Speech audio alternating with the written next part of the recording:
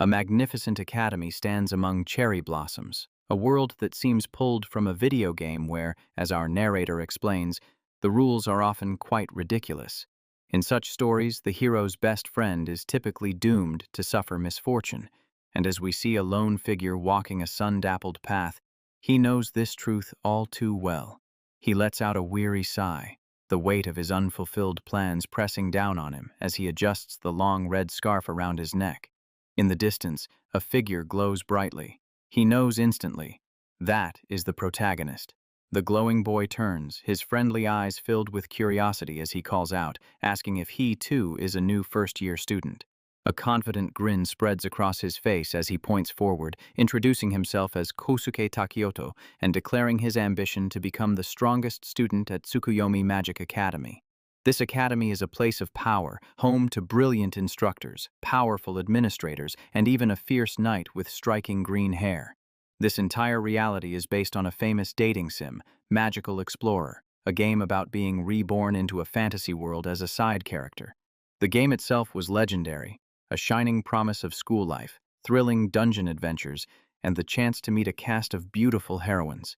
Its world offered players nearly endless freedom, from crafting personalized weapons to becoming a master alchemist, which is why it was so beloved. Back in another reality, a player clicks his mouse endlessly, completely absorbed in this digital world. A man sits at his desk late at night, his face lit by the monitor, actively planning his next moves to conquer every route the game has to offer. His room is a monument to his passion, filled with countless games that offered an escape from his ordinary life, worlds he could only ever visit through a screen. But one morning, everything changes. He looks in the mirror and sees a stranger looking back, a handsome young man with messy brown hair and cool earrings. His eyes widen. A wave of shock and confusion washes over him. A piercing scream of pure panic rips through the quiet morning air. He stands in his room, touching this new face and body in utter disbelief, while the world outside continues on, completely oblivious to his personal crisis. Looking closer at his reflection, he recognizes the earrings and the unruly hair. This is the face of a video game character named Takioto. He pinches his cheek, praying it's a dream. The sharp pain confirms his worst fear. This is real. A wild, impossible thought takes root in his mind. Has he somehow been transported into the world of Magical Explorer? He frantically searches for answers, but the clock and calendar seem perfectly normal, showing an ordinary day in March, just like his old world. Drawn by the sound of chirping birds, he cautiously approaches the window, needing to see what lies beyond the walls of his room. He slides the glass door open and steps onto the balcony, the fresh air doing nothing to calm his racing heart. He looks down at the street and freezes. It is a world of fantasy. Elves walk with their children, and tiny fairies chase magical creatures through the streets. He is completely speechless, his face flushing with an overwhelming mix of shock and pure, unadulterated excitement. A single word of wonder escapes his lips. Whoa! The shock finally gives way to absolute joy. A massive grin spreads across his face as he realizes the impossible is true. He is really in the world of Magical Explorer. He stumbles back inside, his mind reeling with the reality that the fantasies he only ever read about have now become his life. But just as the euphoria peaks, a horrifying thought cuts through his excitement, and his smile vanishes. The first implication is thrilling. If this is the game world, he has the chance to meet all the incredible heroines he has admired for so long. He daydreams about the cast of wonderful female characters, remembering how much he loved each of their unique stories and personalities. His heart begins to pound in his chest as he blushes, thinking about all the romantic possibilities that exist in a world based on a dating sim. But then the image of his new face in the mirror flashes in his mind, and a cold dread begins to wash over him. The excitement drains away as he remembers a crucial, terrible detail. He whispers to himself, his voice filled with dawning horror. Wait a second. That's right. He collapses to his knees. Despair crashes over him. The awful truth finally hits. He is the best friend character. A chilling panic sets in as he remembers the cruel reality of these games, where the difference in treatment between the hero and the best friend is like night and day. The protagonist is always exceptional, blessed with special abilities and a natural talent for everything, destined to be the star. All the heroines are inexplicably drawn to the hero, falling for his simple kindness as if by magic. The hero can seemingly get away with anything, even, as he recalls, infiltrating an all-girls school in disguise without ever being discovered. The best friend, meanwhile, is fated to be unpopular and unlucky, especially with women, who seem to ignore him no matter what he does. He understands the cold logic behind it all. Players want to be the hero, and they would be furious if a mere side character stole their love interest. This fundamental rule of the game world means that the best friend character is intentionally designed for a life of misfortune. He thinks of all the other games where the best friend is either a joke to the heroines or forced to be the hero's wingman, never finding love for himself. A bead of sweat rolls down his forehead as he accepts his fate. He gets it. He understands exactly how this world is supposed to work.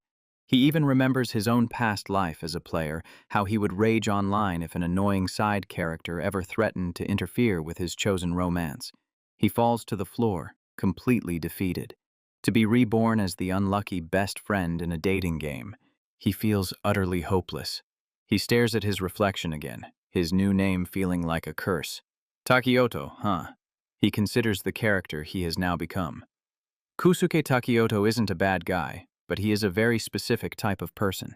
Takioto is the comedic sidekick, the goofy third wheel who always stands beside the protagonist making silly jokes. He is the type of friend who is easily bribed with something as simple as a free meal ticket from the hero. He remembers Takioto as a loud, obnoxious character who was always trying way too hard to be funny. This behavior always backfired, earning him nothing but looks of pure disgust from the girls, who would openly call him despicable. So despite his handsome looks, Takioto's pervy and thoughtless personality made him an outcast among the heroines. His bad luck extended to combat as well, because in a dating sim, players demand that the hero and heroines are the strongest characters. This design choice means that male side characters are intentionally made weak and are quickly outclassed in battle. He vividly recalls Takioto being left on the sidelines, crying as the hero and heroines went on adventures without him, a feeling he himself understood as a player. A headache begins to form as he considers all the misfortune that is supposed to befall him in this new life. He forces himself to calm down, knowing that worrying won't change anything. He must now figure out how to survive this fate. He stands in the middle of the room, determined to find a way, any way, to rewrite his story. His eyes land on a packet of papers on the table. An acceptance letter and admission guide for the Tsukuyomi Magic Academy. A spark of hope ignites within him. The entrance ceremony hasn't happened yet. He is at the very beginning of the story, the prologue. This realization fills him with a new kind of excitement. This period before the start of school was never shown in the game or any of its expansions. This is uncharted territory. He cheers, thrilled by the idea of experiencing something completely new, something no other player has ever seen. A peaceful smile spreads across his face as he sits on the couch. Maybe being reincarnated isn't so bad after all. He has his expert knowledge of the school, and more importantly, 2 entire weeks before the story is set to begin. 2 weeks to prepare. He imagines the Grand Academy where the game's hero and heroines will soon gather, and a plan begins to form. A thrilling thought suddenly makes him leap to his feet. This is a world of magic. He can actually learn to cast spells. The word magic echoes in his mind, and the excitement is quickly replaced by a sudden, dawning horror. Magic! He shoots up in bed, his eyes wide. He's about to become a student at a magic academy. Panic returns with a vengeance. How is he supposed to use magic? In the game, it was just a simple click of a button. The character he has become, Kousuke Takioto, is supposed to be a magic user, but he has absolutely no idea how to actually perform it. A cold sweat breaks out across his skin. If he can't use magic, he will be expelled on his very first day. He jumps out of bed, his mind racing. The original Takioto must have studied magic at some point. He resolves to search the room for clues. He turns to the desk and finds a complete mess. A chaotic pile of papers with terrible grades and childish doodles. Yikes! As he looks through the old tests, he's horrified by how awful Takioto's grades are, and he wonders how he ever got accepted into such an elite academy. He finds a notebook, but it's filled with silly drawings instead of useful notes, showing a clear lack of attention in class.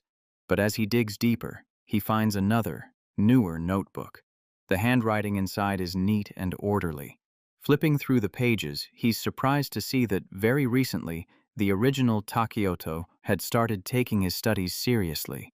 His search leads him to the bookshelf, where he finds a small, plain-looking book tucked away, a personal journal. He opens the journal, hoping to find some insight into the boy whose body he now inhabits.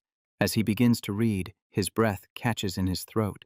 The entries reveal a story far darker than he ever imagined. The journal tells a tragic tale.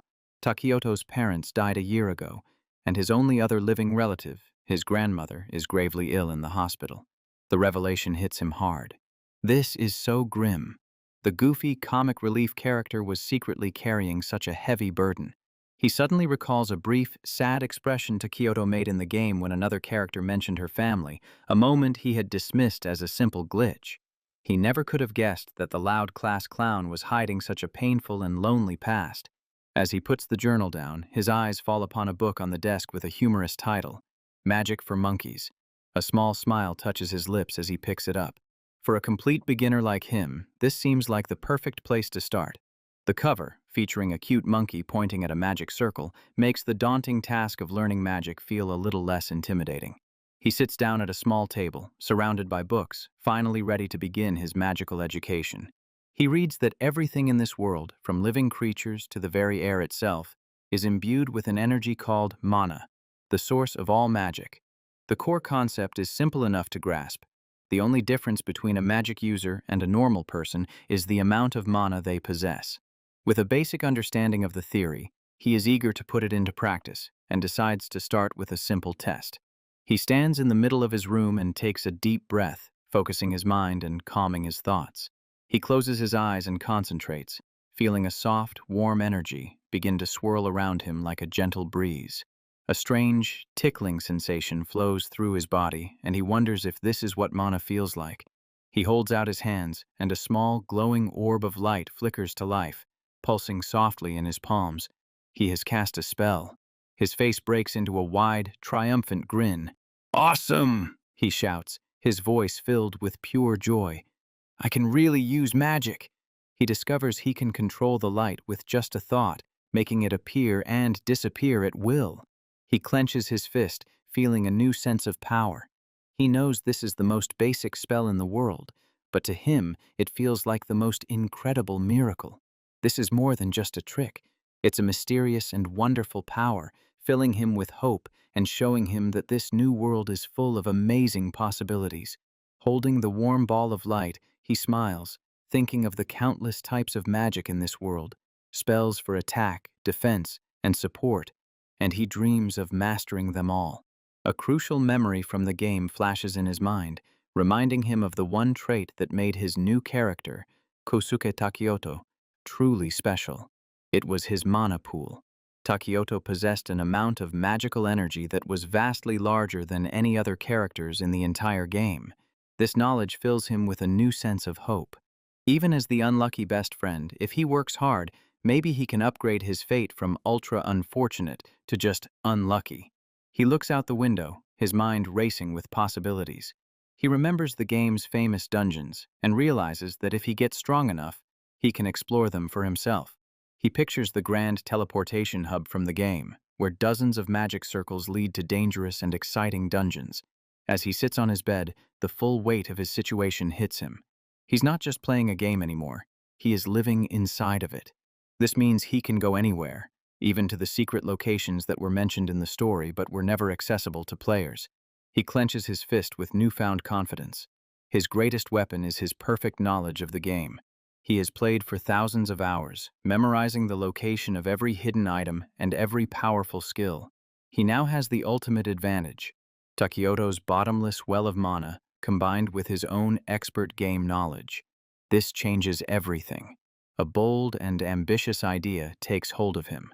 With these two incredible assets, maybe he can actually aim to become the strongest person in this world, but he knows the path will be incredibly difficult, as the game's most popular heroines were all designed to be exceptionally powerful. He remembers how some of the game's A-list characters were so overpowered that they were almost unbeatable. And then there is the main protagonist, Iori Hijiri, who is destined to become so strong that he can defeat the demon lord all by himself. A shiver of pure excitement runs down his spine. The challenge is immense, but his mind is made up. He looks to the heavens, his heart burning with ambition.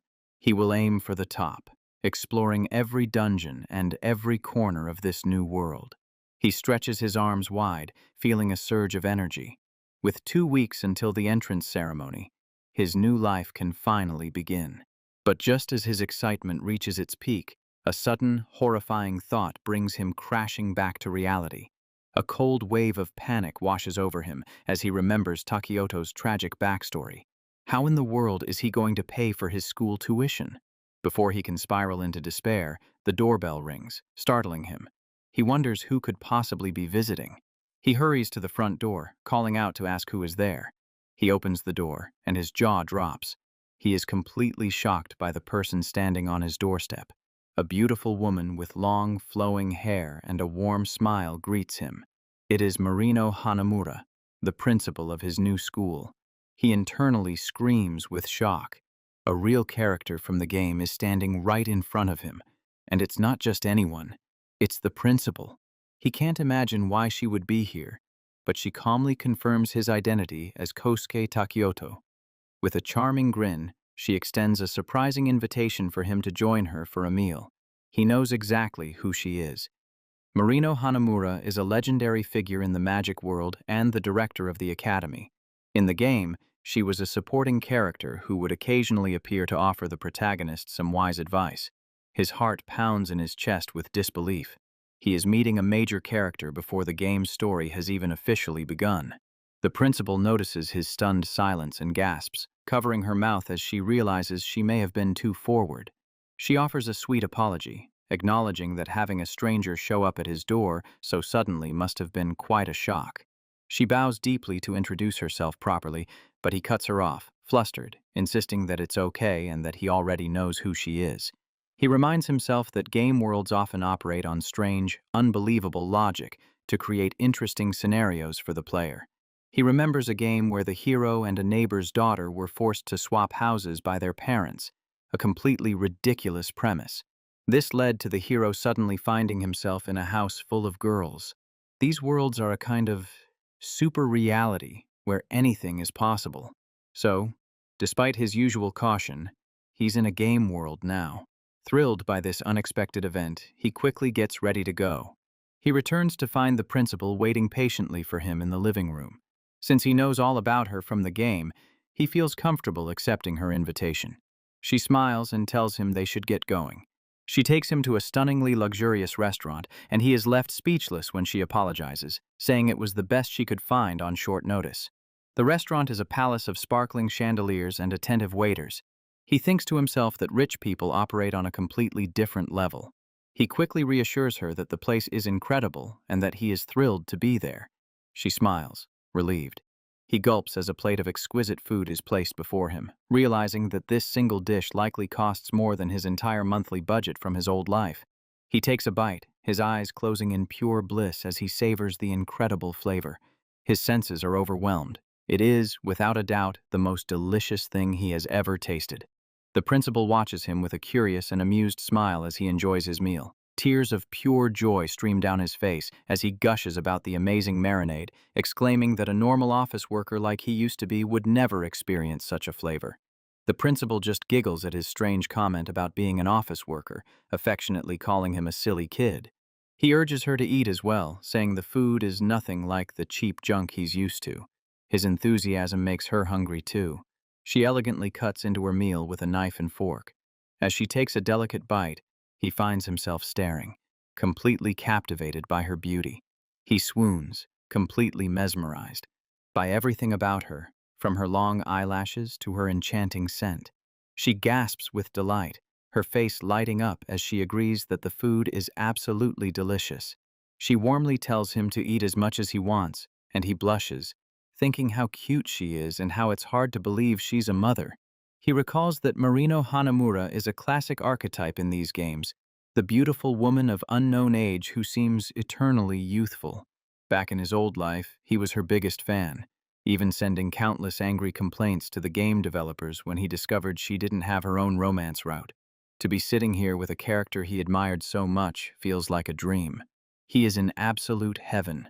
He can't stop himself from smiling and giggling as he stares at her, completely lost in his own world.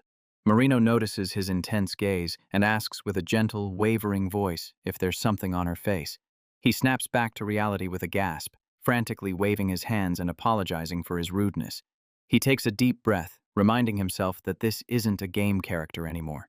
This is a real person sitting across from him. He explains that he was just starstruck because she is so famous in the magic world. She just smiles and tells him to relax. As she speaks, she gently takes his hand in hers, and his heart immediately skips a beat. His face flushes red, his heart pounding in his chest as he feels the softness of her hand. She smiles at him kindly and tells him not to be nervous, because their relationship is about to become much closer. He is completely flustered, his mind racing as he tries to understand what she could possibly mean by that. She pouts playfully, asking if he is even listening to what she's saying. He jumps, apologizing again for being lost in thought, but she brushes it off with a laugh. She takes his hands again, but this time her expression is serious. She tells him she is going to get straight to the point. She looks him directly in the eyes and reveals something that completely shatters his reality. "I've taken you in as my child." A silent scream erupts in his mind. This is a massive, shocking plot twist that was never in the original game. She explains that his mother and she were cousins, making them family. He's still reeling, wondering where this sudden backstory came from. With tears in her eyes, she tells him she heard about the tragic death of his parents and rushed to be by his side as quickly as she could. Seeing her genuine compassion, he feels a sense of warmth. She is just as kind in real life as she was in the game, and he quietly thanks her. She smiles brightly and makes another shocking offer. Since her house is near the academy, she asks him to come and live with her. He is stunned yet again. Live with her instead of in the school dorms? He clearly remembers from the game that his character, Takioto, was supposed to live in the dorms right next to the main protagonist. She explains that it's just her and her daughter living at home, so they have plenty of extra space, and that her daughter has already agreed. He blurts out her daughter's name. "You mean Hatsumi?" And Marino looks surprised that he knows it. He quickly covers his mistake, saying that her daughter is quite famous in her own right. Hatsumi Hanamura, Marino's daughter, is a powerful magic instructor at the academy. She is also a crucial character in the game, the one who teaches the protagonist a vital and powerful skill. His mind spins with the implications of this offer. A chance to live with a beautiful mother and daughter. This is an entirely new story route that never existed in the game. He freezes, his expression serious. He knows that the game's original story requires Takioto to live in the dorms. If he chooses this new path, he risks missing all the important story events that are supposed to happen there. He is faced with a monumental choice. He wanted to live freely, but this decision could change everything. He starts to sweat, feeling the immense pressure. Is it really okay to stray from the main story so early, into a future he knows nothing about? A choice made now, in the prologue, could have unpredictable consequences for the entire main story. He knows he should probably try to avoid any drastic changes to the events he is familiar with. If he just stuck to the script, he would have plenty of time to pursue his own goals within the known framework of the story. But his heart races as he imagines a life with Marino and her daughter, a life of home-cooked meals and new possibilities. How could he possibly turn that down? He sits at the table, completely torn, wondering what he is supposed to do. Marino senses his hesitation and smiles gently, telling him she didn't mean to put him on the spot. She pulls out the dorm application form, reminding him that he still has some time before the deadline to make his final decision. She then offers him a brilliant solution, a trial period. She suggests he live with them until the deadline, and then he can decide what he wants to do. A huge smile of relief washes over his face as his worries disappear. "That's a great idea," he exclaims. She pulls out her phone, suggesting they exchange numbers so he can contact her when he's ready to move in. He hesitates, a look of awkwardness on his face. "Oh, about that." He scratches his cheek with a nervous laugh and explains that after searching his entire apartment, he realized he doesn't own a cell phone. Marino looks at him with wide, astonished eyes. "Oh dear." At his words, Marino's eyes suddenly flood with tears, gushing out in a dramatic and completely unexpected display of emotion that leaves him stunned. She sobs, explaining that she heard the traumatic story of how his parents called him moments before they were killed by demons, and she assumes that's why he can no longer stand phones. The revelation hits him hard. He remembers how Takioto never answered his phone in the game, and now he finally understands the heartbreaking reason. Another piece of the puzzle clicks into place. Takioto's wild, uncontrollable rage when fighting demons in the game was fueled by his burning hatred for the monsters that took his family. He recalls Takioto's bizarre behavior at school, like bragging about drinking the school pool dry, and realizes it was all a mask to hide his deep trauma. A wave of genuine sympathy washes over him. The more he learns about the boy whose life he has inherited, the more he pities him. Marino wipes away a tear, her voice soft with compassion as she says she hopes she can do something to make his life better now. Unable to see her so upset, he quickly tells her not to worry. He offers a gentle, reassuring smile and tells a small lie to comfort her, claiming he just canceled his phone plan to save money and is no longer afraid. To prove it, he asks if he can borrow her phone for a moment. He holds the phone without any sign of fear, showing her that he is truly okay. Her face instantly lights up with a bright, relieved smile. She is so glad he is okay. He thinks to himself that he much prefers seeing her happy and smiling. Her sadness gone, she grabs his arm with renewed energy, declaring that they must go buy him a new phone immediately as a celebration of becoming family. At the store, she points directly to the latest, most expensive model. He is shocked by the price and wonders if she is serious. After their fun shopping trip, he sincerely thanks her for everything she has done for him. She tells him she wishes she could stay longer, but she has to leave for a business trip. He wishes her a safe journey. Just before she leaves, she remembers to give him some money for living expenses to last him the week. She hands him a thick envelope stuffed with cash. He is absolutely speechless at the sheer amount. He panics and tries to give it back, insisting it's enough to last him a whole year, but she just worries it won't be enough and even offers her credit card. She insists he take the money, telling him to call her anytime he needs anything at all. As her car drives away, he can't help but laugh. It's clear the wealthy Principal Hanamura has no concept of how much money normal people need. He looks at the stacks of cash, still trying to process the fact that his character, Takioto, is secretly a member of the Hanamura family. The Hanamuras are one of the most powerful families in the world, with immense influence in magic, finance, and politics. As he walks down the street, he considers all the ways this world is already different from the game he thought he knew so well. He holds up the cash with a confident grin. This unexpected fortune is a huge stroke of luck. He makes a firm decision. He won't waste this money on simple living expenses. He will invest it all in himself to become stronger. His mind floods with possibilities. Should he buy powerful weapons, enchanted armor, or rare magic items? A determined smile spreads across his face. In this real world without game guides, his expert knowledge is his only advantage, and he is eager to see how far it can take him. With only 2 weeks until school starts, his intense training is about to begin. He knows that once the school year starts, the main story events will begin one after another, and he needs to be as strong as possible to face them. To do that, his first step is to test his own abilities and discover what he is truly capable of. He finds himself in a country called Wakoku, which is nearly identical to modern day Japan, right down to the convenience stores and currency. Inside a store, he is greeted by a cheerful cashier with cat ears, a stark reminder that this world is filled with magic and diverse fantasy races. His eyes scan the shelves, and a wide grin spreads across his face when he finds exactly what he was looking for. There it is, a massive wall of instant cup ramen. He happily fills his basket with the cheap, easy meals, knowing this will allow him to focus all his time on training without having to worry about cooking. He is excited to move on to a new spell. Having mastered the basic light magic, he is ready for his next challenge. He knows that when people think of magic, they dream of casting flashy, powerful, offensive spells, the centerpiece of any epic magical battle. The game was famous for its heroines and their incredible offensive spells, which made them incredibly popular with players around the world. As he leaves the store with his supplies, he feels a surge of excitement. reminding himself that he is now one of them, a real magic user. He knows he won't be able to cast the most powerful spells right away, but he is confident that if he starts with the basics, he can master them. A fire of determination burns within him.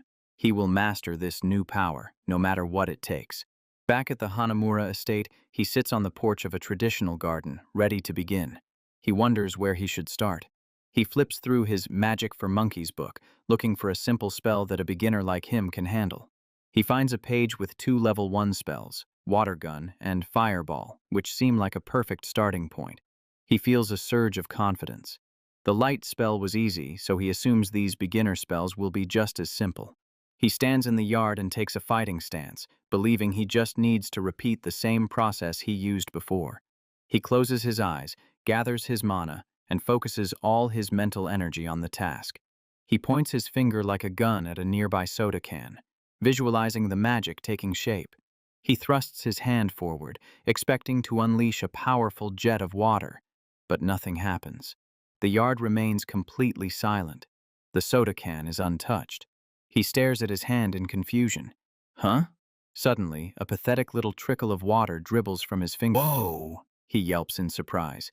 He watches in disbelief as the weak stream continues to flow, a far cry from the powerful water gun he had imagined.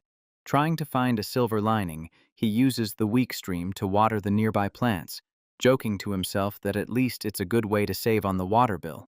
He throws his hands up in mock celebration, sarcastically cheering about how convenient his new water magic is. His frustration finally boils over. "This can't be all there is," he shouts, his cheerful act crumbling. He looks at his trembling hand. Water Gun is supposed to be an offensive spell, and he had poured all his focus into casting it. He desperately turns back to his magic book, praying that he just has no talent for water magic and that other elements will be different. But as he tries fire, wind, stone, and even dark magic, the result is the same. He lets out a cry of pure, agonizing frustration. Tears of desperation well in his eyes as he forces a manic smile, trying to convince himself that maybe he has a hidden talent for legendary class super spells instead. He frantically flips through his beginner's magic book, searching for any sliver of hope. He finds nothing. He collapses onto the porch, completely and utterly defeated. It's checkmate. Lying on his back, he feels completely hopeless. None of his magic is strong enough for combat, and his grand ambition to become the strongest now feels like a childish dream. He imagines facing the powerful monsters from the game's dungeons, and knows that with his current abilities, he wouldn't last 10 seconds. He sits up, rubbing his head in frustration. "Oh yeah," he mutters to himself. "I totally forgot." He suddenly remembers a crucial detail about Kousuke Takioto. In the game, he was actually a very useful party member, at least in the early stages. The truth about Takioto's magic is revealed. Despite his enormous mana pool, he has zero aptitude for offensive spells. His true power lies in a different kind of magic, a secret only a true game veteran would know. A new plan begins to form. To unlock Takioto's real strength, he knows exactly what he needs. He stands proudly, ready to embrace his new identity. It's time to don Takioto's iconic, long red stole. He now understands that the stole isn't just for show, it is the key to unlocking his character's hidden potential. He recalls reading in a rare, limited edition booklet that the stole was made from a special fabric that allowed mana to flow through it with ease. He pulls out his new phone. It would be easier to order the specific fabric online than to try to find a ready-made stole that long. He opens a web browser and types in his search, "Fabric Mana." His eyes nearly pop out of his head when he sees the price. The highest quality fabric is astronomically expensive, far more than the generous sum Marino gave him. He panics, frantically scrolling down the page in search of the cheapest possible option. He finds a much more affordable fabric made from arachne thread. It conducts mana well, it's red, and most importantly, he can actually afford it. It's perfect. Seeing that it has good reviews, he quickly orders 2 pieces, just to be safe. He is amazed when he sees the delivery details. Thanks to Magical Rush Delivery, his package will arrive in just 1 hour. While he waits, he goes back to his magic book, reading about 2 methods to strengthen one's mana. One of the methods is completely new to him, and he is eager to try it. A determined smile lights up his face. His intensive training will begin the moment that fabric arrives. An hour later, he is jogging through a park, now wearing the long red stole over his tracksuit. A passing family of elves stares at his strange attire. He quickly finds the long, flowing fabric to be cumbersome, getting in his way as he runs. He becomes aware of people stopping and whispering as he passes by.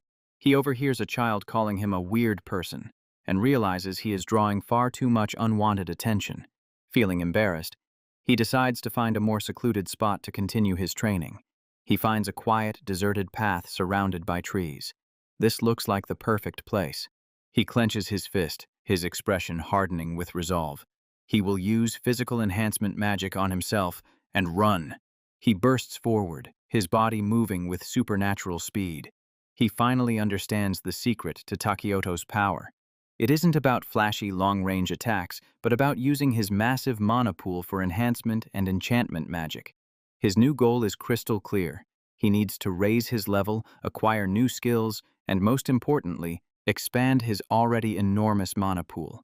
He recalls the two methods for increasing mana. The first is by leveling up, just like in the game. The second, more brutal method is to push his body to its absolute limit by using magic until his mana is completely depleted.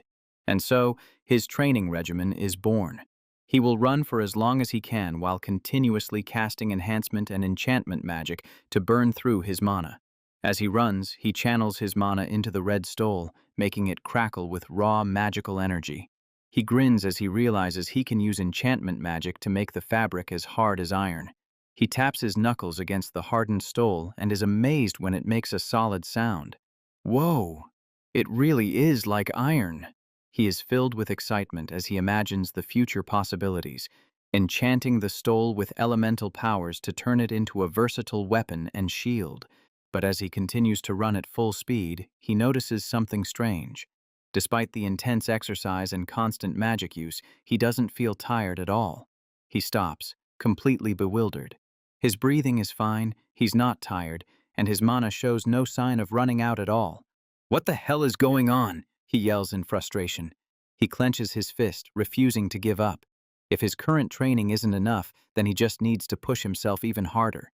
He decides to start practicing the skills that are Takioto's specialty, spells that rely on enchantment. He knows the names of the skills by heart, third hand and fourth hand, which allow him to control the two ends of his stole like extra limbs. These skills are the key to Takioto's unique close-range fighting style. However, he remembers a critical detail from the game. The original Takioto couldn't use these powerful skills from the very beginning.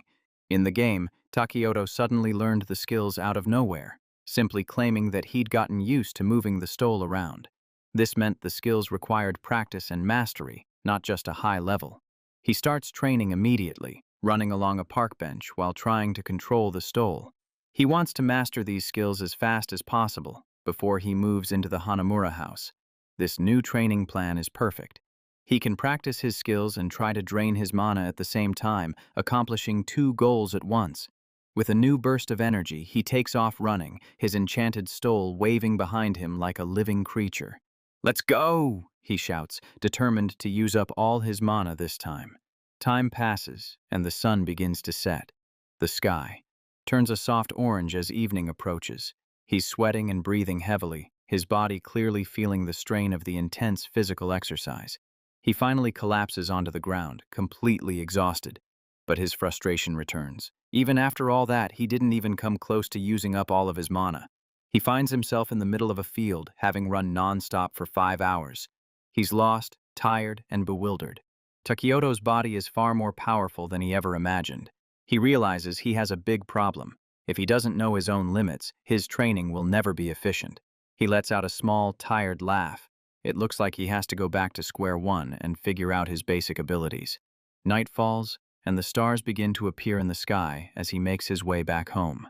Back in his room, he flops onto the couch with a heavy sigh, still wearing his training gear.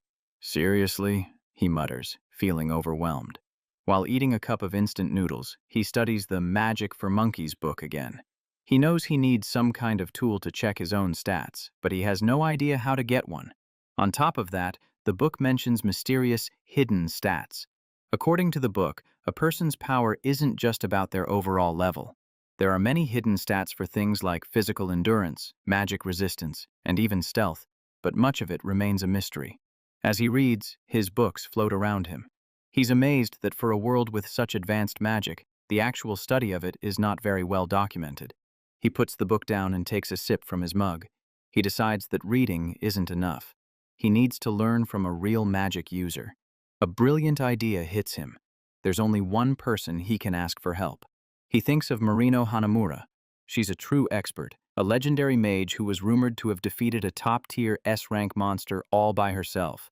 There couldn't be a better teacher, but he immediately starts panicking. She's the incredibly busy and famous Witch of Tsukuyu. Asking her for private lessons would be way too bold. It's not going to happen. In his flustered state, he accidentally knocks over a hot mug. It crashes to the floor and he yelps as the hot liquid splashes him. After cleaning up the mess, he calms down, sighing in resignation. For now, it seems all he can do is keep working on it by himself. For the next couple of days, he continues his intense training, running through the park and practicing with his stole, which he now shapes to look like a pair of demonic wings. Taking a break on a bench, he sips from a carton of milk. He feels like he's not making any real progress. Training all alone, he's just going through the motions. He feels stuck. All his game knowledge is useless if he doesn't have the power to put it into action. At this rate, he's a long way from his goal of becoming the strongest. Lost in his worries, he accidentally drops a small, expensive-looking magic orb he was practicing with. It rolls into the dirt. "Crap! Now it's filthy!" he complains. Just then, a familiar, cheerful voice calls out, "Oh, finally! There you are!" He looks up to see Marino walking toward him with a bright smile. She says she felt a huge surge of mana and came to investigate. She tells him she's proud to see him practicing so hard. He jumps up, shocked to see her. "Marino-san?" He asks her what she's doing here, thinking she was still on her business trip. She smiles warmly and explains that she finished her work early because she wanted to see him. She suggests they spend the rest of the day together. His eyes light up. This is the perfect opportunity. "Now's my chance," he thinks. He calls out her name to get her attention. In a moment of high drama, he drops to his knees and bows his head to the ground, begging, "Please be with me." Marino is completely flustered by his proposal, blushing and shouting, "What?" She reminds him that she's technically his parent now. She puts her hands on her blushing cheeks, playfully scolding him. "Geez, Kousuke-kun." He quickly clarifies that he meant he wants her to be with him for his magic training. She looks relieved and happily agrees to help him. He jumps up, overjoyed. He thanks her, telling her it would be an incredible honor. She gently flicks his forehead, telling him to stop being so formal. "We're family now," she reminds him with a smile. Her expression turns thoughtful as she asks him about the training he's been doing so far. He explains his routine, running while controlling his stole and keeping his enchantment magic active all day. Marino listens, her eyes widening in shock. "Your mana can handle that?" she asks in disbelief. He nonchalantly replies that it doesn't seem to drain his mana at all. He adds that he can easily keep it up for 10 hours, and his goal is to maintain it for a full 24. Marino cringes in awe, whispering how incredible his stamina is. He tells her his theory that using magic constantly will increase his mana pool. She nods in agreement, confirming that his idea is a good one. He lets out a sigh of relief. He's glad to know the information from the beginner's magic book was correct. Gaze drifts to his long, red stole, her curiosity piqued. She asks if she can touch it. He happily holds it out for her, telling her to go right ahead. She reaches out, her heart pounding with anticipation as she gets ready to feel his magic. The moment her fingers touch the fabric, a powerful jolt of mana surges through her, making her entire body shiver and her hair fly up. She pulls her hand back, her cheeks flushed. "Well, well, well," she says, still reeling. "What a shock." She looks at him, amazed, and says that his mana pool and enchantment skills might even be greater than her own. He quickly denies it, waving his hands in protest. But deep down, he knows she might be right, and if he's ever going to become the strongest, he will have to surpass even a legendary mage like her. For the character of Kousuke Takioto, his massive mana pool is his single most important and defining feature. It's an extraordinary amount of power, more than double what the game's powerful heroines possess, allowing him to use magic almost non-stop. He remembers how in the game, Takioto was a strange character who would often get tired after doing anything. because every single action he took, even walking, expended his mana. He now understands that this was because of his unique skill. The original Takioto was constantly using his mana, which is why he seemed to run out of breath so easily. He offers to show Marino his skills in action. He asks her to watch him run and see if he's doing it correctly. In that case, she says, creating a floating honeycomb-patterned magic screen to get a better view. Ready, go! He dashes off with incredible speed. He demonstrates his skill, using one end of his stole to snatch a falling can out of the air and the other to smack a training dummy. He leaps gracefully, his stole flowing around him as he dodges another obstacle. Marino watches him on her screen, her heart fluttering with admiration. Wow, she thinks. She tells him that if he can master using his stole like this in a real fight, he'll be an incredible warrior. He laughs, happy with her praise, but he's still confused. The Takioto in the game got tired so easily, but he feels perfectly fine. Marino notes his seemingly endless stamina. He's been running around for a while, yet he's still not tired. He's so full of energy that he's having trouble figuring out his own limits. He also voices his concern that his training might be too repetitive. To prove his fine control, he uses his stole to pick up a piece of litter and toss it into a nearby trash can. Marino agrees that he has a point and says she thinks there are still many different things he can do to improve. She gives him a new challenge. Try stretching the fabric out and making a shield. He focuses his mana, and the stole instantly unfolds into a large, spiky, fan-shaped shield in front of him. Marino observes his creation from her magic screen, noting his choice of a fan shape. He gulps, realizing he didn't actually choose the shape. It just happened.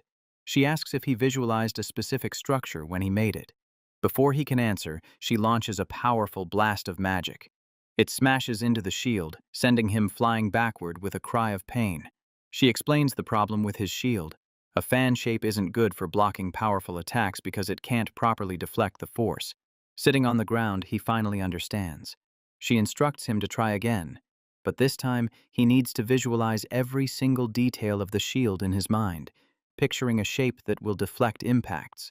He closes his eyes and concentrates, forming a clear picture in his mind of the perfect defensive shape. He tries again. This time the stole weaves itself into a thick, tightly wrapped, curved shield.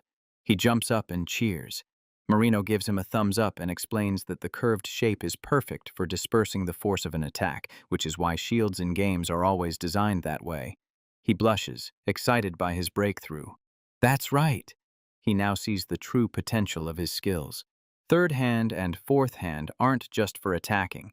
They are all-purpose abilities that can be used to create an unbreakable shield or a weapon strong enough to break boulders. I'm going to get even stronger, he declares. Marino smiles. Tee-hee, quite the hard worker, aren't you? She tells him that with his current abilities, he should have no problem clearing the easiest level of the Academy's official dungeon. She adds that once school starts, he'll be so strong that he'll have no trouble finding good party members. He looks away nervously, unsure how to respond. He scratches the back of his head with an awkward laugh. He knows that becoming strong is only half the battle. He still has to figure out how to overcome his in-game reputation as the annoying best friend. The scene changes, and we are now looking at a grand, beautiful mansion. A classic horse-drawn carriage waits by the entrance. Inside, the mansion is even more impressive. In a vast, elegant hall, a butler stands waiting, flanked by two maids in neat uniforms. The butler bows respectfully and addresses an unseen person as Princess Ludi, informing her that her carriage is ready. We see a glimpse of a beautiful elf with long blonde hair, her back to us. Water drips from her body as she quietly says, "Thank you." A delicate hand taps a button on a wall panel, turning off a sound system.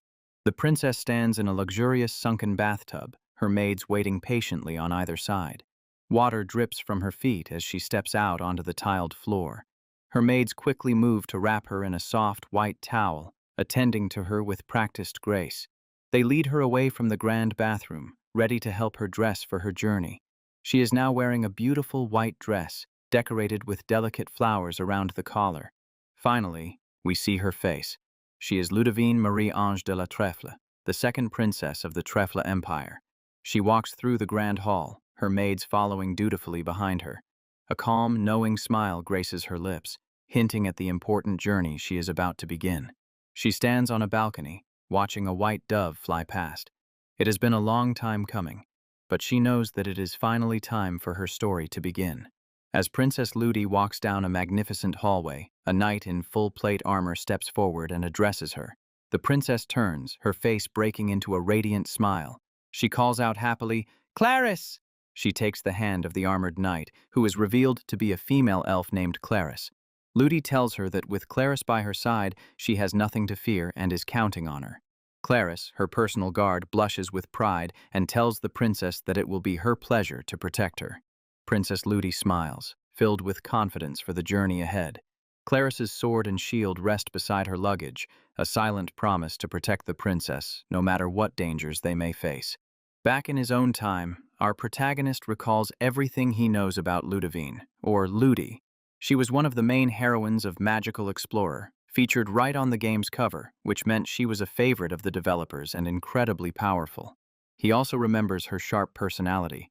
In the game, she was famously cold and mean, especially to the goofy character Takioto, whom she treated with open disgust. But that was just a front. Once the player earned her trust and got closer to her, she revealed a super sweet and devoted side that made her completely lovable. This contrast in her personality made her a huge hit with players, and she was always at the top of the game's popularity polls. The scene shifts to the present day. It's a bright, sunny morning, and birds are chirping happily outside. It's finally the day for him to move into the Hanamura house. He has already sent his boxes ahead and is ready to start his new life. The doorbell rings, and he sees Marino standing outside his door, just as he looks out the upstairs window. He comes down carrying his last box. Marino greets him with a warm good morning and asks if he slept well. With only 1 week left until the start of school, he's filled with excitement. He tells Marino he's looking forward to his trial stay and is ready to give the week everything he's got. As they drive down the highway, Marino smiles and tells him she's taking a small detour to show him something special. They arrive in a massive, modern city. He looks out the window, completely in awe of the towering skyscrapers and bustling streets. She takes him to a shop filled with sparkling magic items and incredible weapons crafted from legendary metals like mithril and orichalcum. He's amazed, having never seen such treasures up close before. Marino explains that since the city is home to both the Magic Academy and the main airport, it has the best shops with almost anything a person could want. She asks him if there is any particular weapon he's interested in using, but he's not quite sure how to answer. He thinks back to the game. The most popular strategy for Takioto was to use his skills to wield 4 shields at once, becoming an unbeatable defensive wall. But he finds that strategy boring and wants to be able to fight offensively. He also remembers that Takioto's biggest weakness was his lack of any signature overpowered weapons. Because of this, his usefulness in the game would fade as the heroines grew stronger and got their own unique weapons, leaving him behind. Eventually, players would kick him out of the main party, and his character would be stuck working in a lab for the rest of the game. He admits with a small smile that even he stopped using Takioto in his playthroughs. The character's annoying personality just wasn't worth it once he became weak. Back in the present, he tells Marino that a close-range weapon would probably be best for his fighting style, but he hasn't decided on a specific one yet. Hearing this, Marino's eyes light up with an idea. She surprises him by wrapping a beautifully finished scarf and stole around him. She explains that she found the magic fabric he had ordered and decided to sew them for him properly. He is touched by her thoughtful gift. "Wow, 2 of them," he exclaims, thanking her for tailoring them so perfectly. With their shopping adventure complete, Marino smiles and says it's time to head to the Hanamura house, which isn't far. But just as they are about to leave, her phone makes a sound, and her expression turns serious. "Oh no," she apologizes, explaining that an urgent work matter has just come up.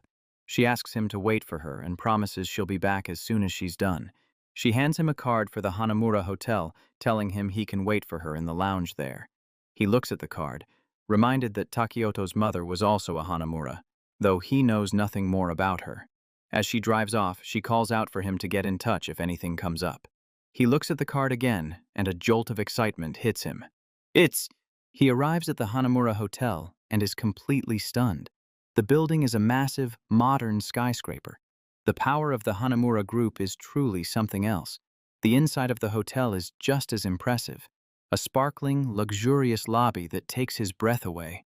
With some time to kill, he finds a seat in the lounge and decides to study his magic book while he waits.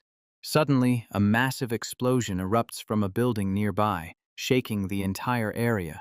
Alarms begin to blare inside the hotel.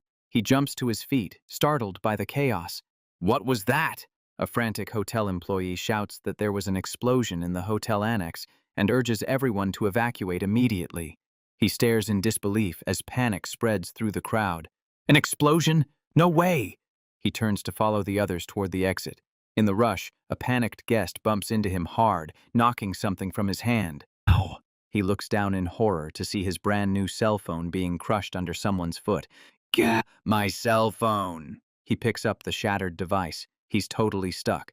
Without his phone, he has no way to contact Marino. Amidst the chaos, he spots a group of men in black suits moving calmly down a hallway, looking very out of place. They look incredibly suspicious, and he wonders what they're up to. His gut tells him they might be connected to the explosion, so he decides to follow them. He cautiously follows them down the hall, sneaking behind a corner to watch. From inside a nearby room, he hears a girl's angry voice shout, "Have you no shame?"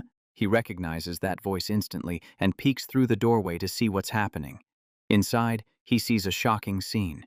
Princess Ludi and her maid Clarice are surrounded by the men in black, and standing with them is Ludi's own butler, Aurelian. Ludi glares at Aurelian with fury and betrayal, accusing him of planning this from the very beginning. A thrill runs through him. It's really her.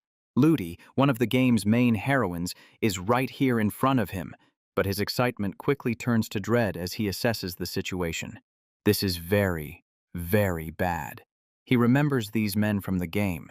They were villains who appeared during Ludi's storyline. Ludi confronts her butler, still not understanding the betrayal. She says she trusts her servants to protect her, but her voice wavers. His game knowledge floods his mind. This is it. This is the traumatic event that causes Ludi to develop a deep fear and mistrust of other people. He remembers how her tragic backstory was slowly revealed in the game, all stemming from a terrible betrayal by someone she trusted.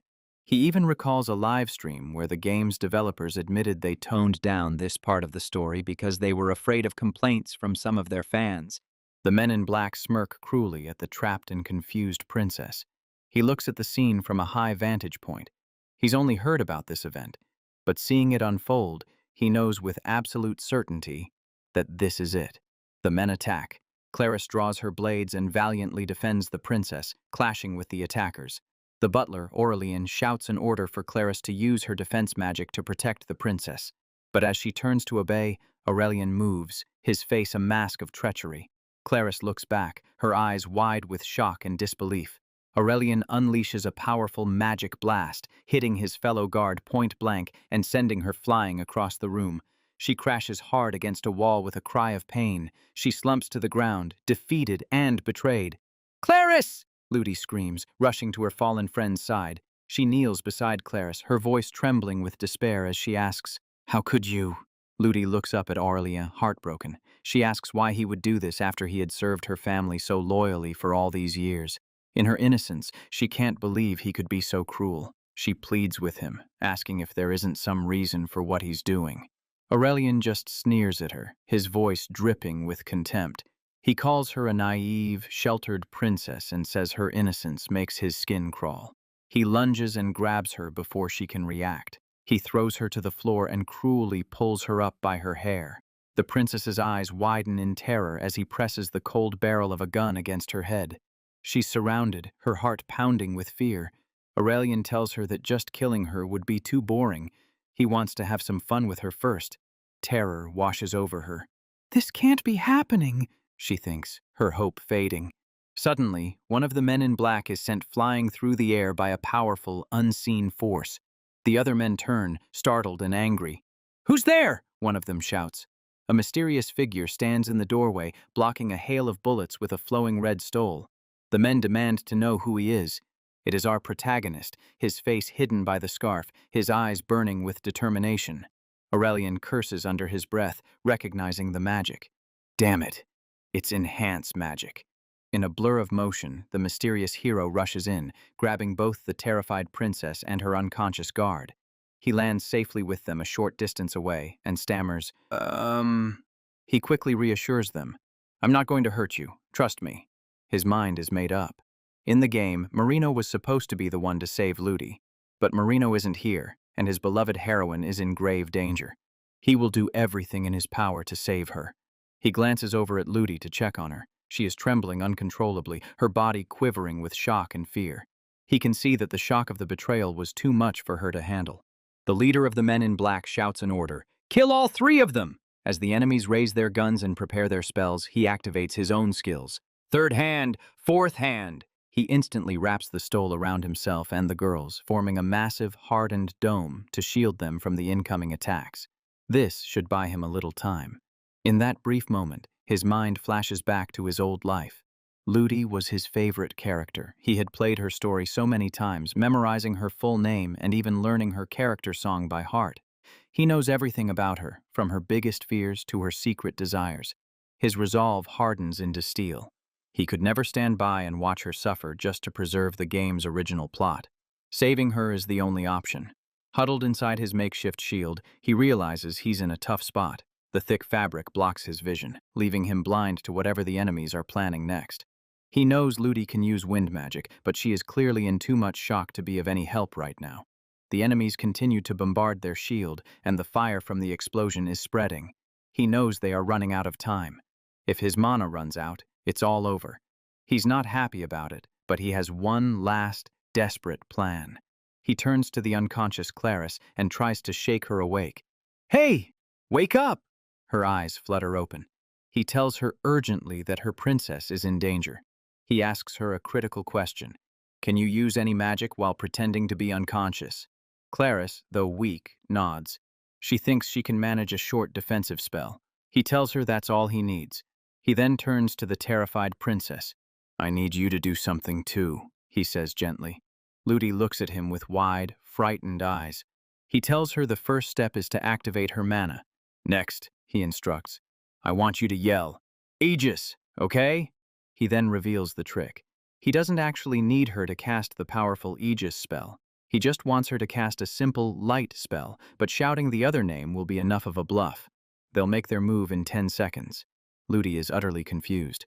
He tells her not to worry about what the beginner-level magic is for. He'll take care of everything after that.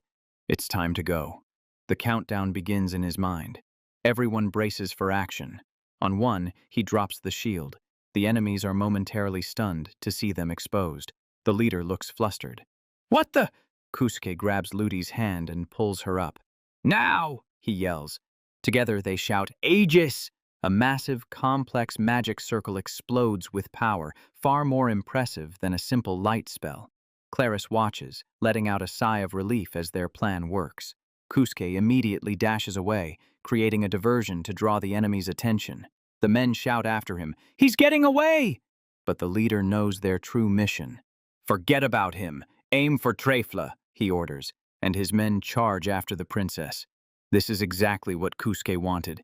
He uses their focus on Ludi to his advantage. The enemies fire blindly, but the lingering light from Ludi's spell makes it hard for them to see.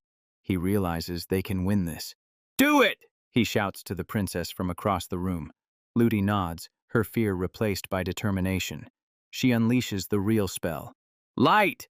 A blinding flash fills the room, temporarily blinding all the enemies. "Now's my chance," he thinks, his eyes glowing with intensity.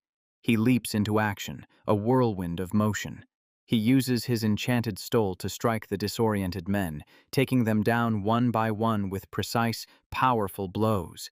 The traitorous butler, Aurelian, recovers from the flash, his face twisted with rage. "You little—" Kousuke is too fast.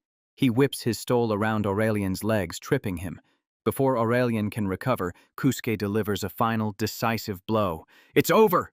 He quickly uses his magic. "Enchant! Harden!" He wraps the now iron-hard stole around all the unconscious villains, tying them up completely. To finish the job, he slams his hand on the bundle of fabric. "And immobilize!" The stole glows, trapping them permanently. Ludi and a recovered Clarice look on in total amazement. "You did it!" Ludi cries out with joy. He taps the fabric prison, which clangs like metal. "They're not getting out of that," he says confidently. "Should be safe now." Ludi runs toward him, her face filled with awe. "My goodness!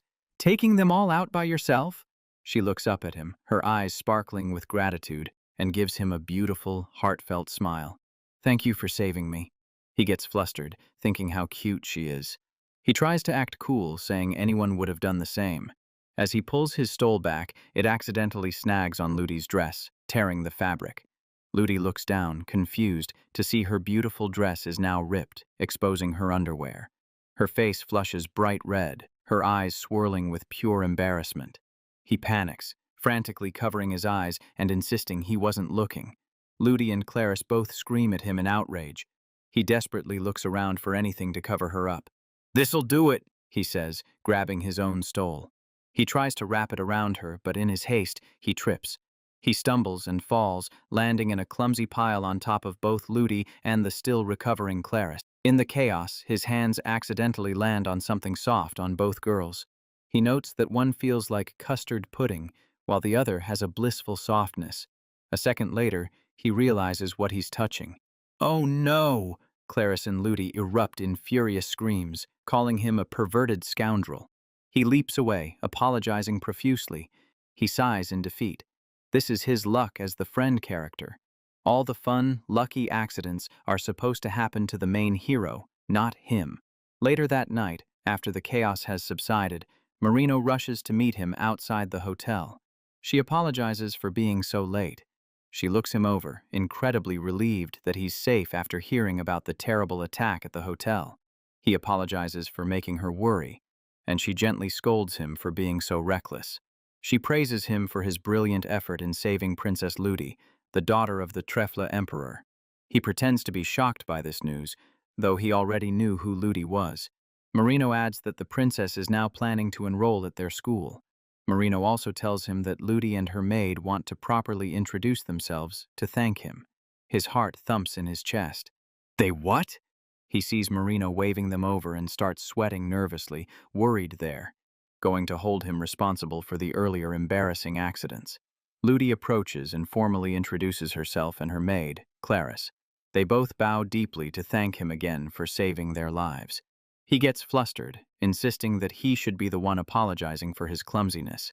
Ludi covers her face, her ear twitching, clearly still embarrassed about what happened during the fight.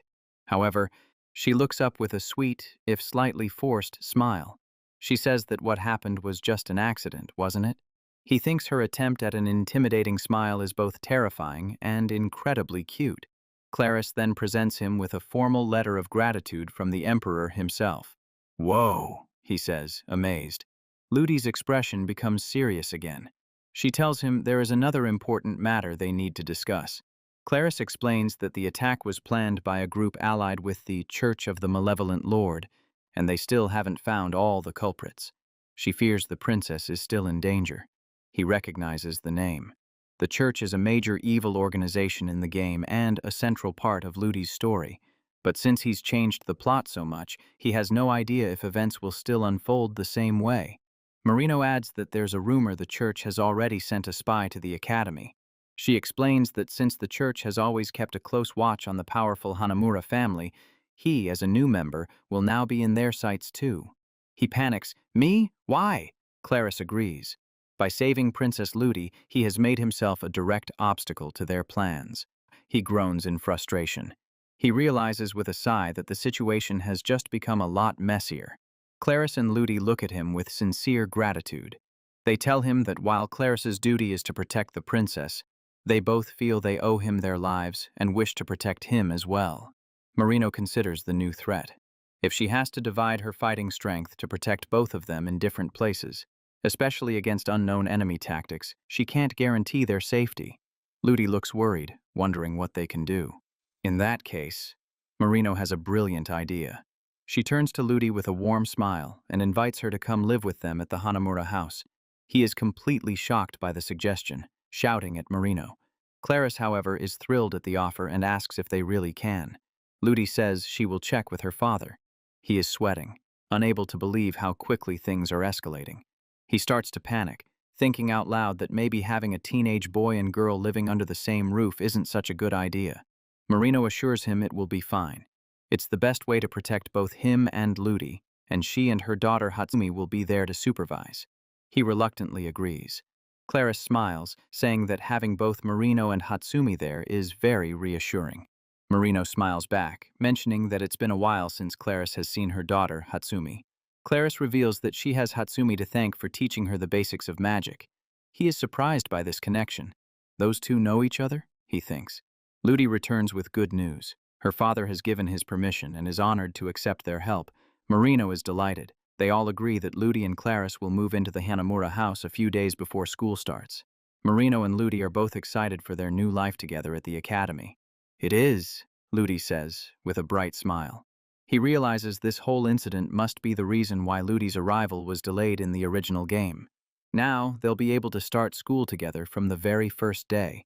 Marino playfully wags her finger at him and Ludi, telling them to make sure they get along but with no naughty stuff. He coughs, completely embarrassed. As they walk, he thinks to himself that despite his embarrassment, he's actually happy. He gets to live with Ludi and her cool maid. He wonders how much of this new, exciting situation is a direct result of him changing the original story. Even before the official start of the game's plot, he's meeting major characters and discovering secret scenarios he never knew existed. An exciting thought pops into his head. Wait a second. If he's lucky, maybe this means he'll get the chance to meet the other beautiful heroines early too. He reflects on the typical concerns of a game protagonist, managing money and building relationships with the characters.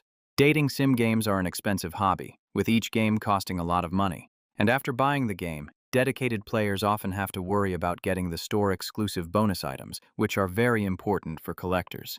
Then comes the most important choice of all, picking which heroine's story to follow from the many available options. He remembers the tough decisions from his past life. Sometimes, the character you like in a short demo turns out to be completely different and less appealing in the full game.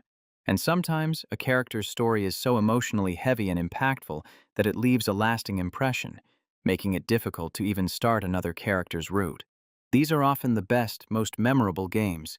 He muses that games often feature characters with complex and difficult pasts that weigh them down. Kousuke Takioto, the character he has become, was just one such example. His mind swirls with all the new elements in his life. A complex, tragic backstory he never knew he had, a unique magical ability, and now, a whole new family to build relationships with. He feels a little overwhelmed, but tries to stay positive. So, he begins, hoping he can get used to this strange new situation soon. Across the table, Marino's daughter, Hatsumi, remains completely silent, her expression unreadable. The silence is deafening, and a gloomy, awkward mood settles over the dining room. Yikes. It's so awkward in here, he thinks to himself. He knows her as Hatsumi Hanamura, a magic instructor at the academy. He thinks she's incredibly beautiful, but her quiet and mysterious nature makes it impossible to guess what she's thinking.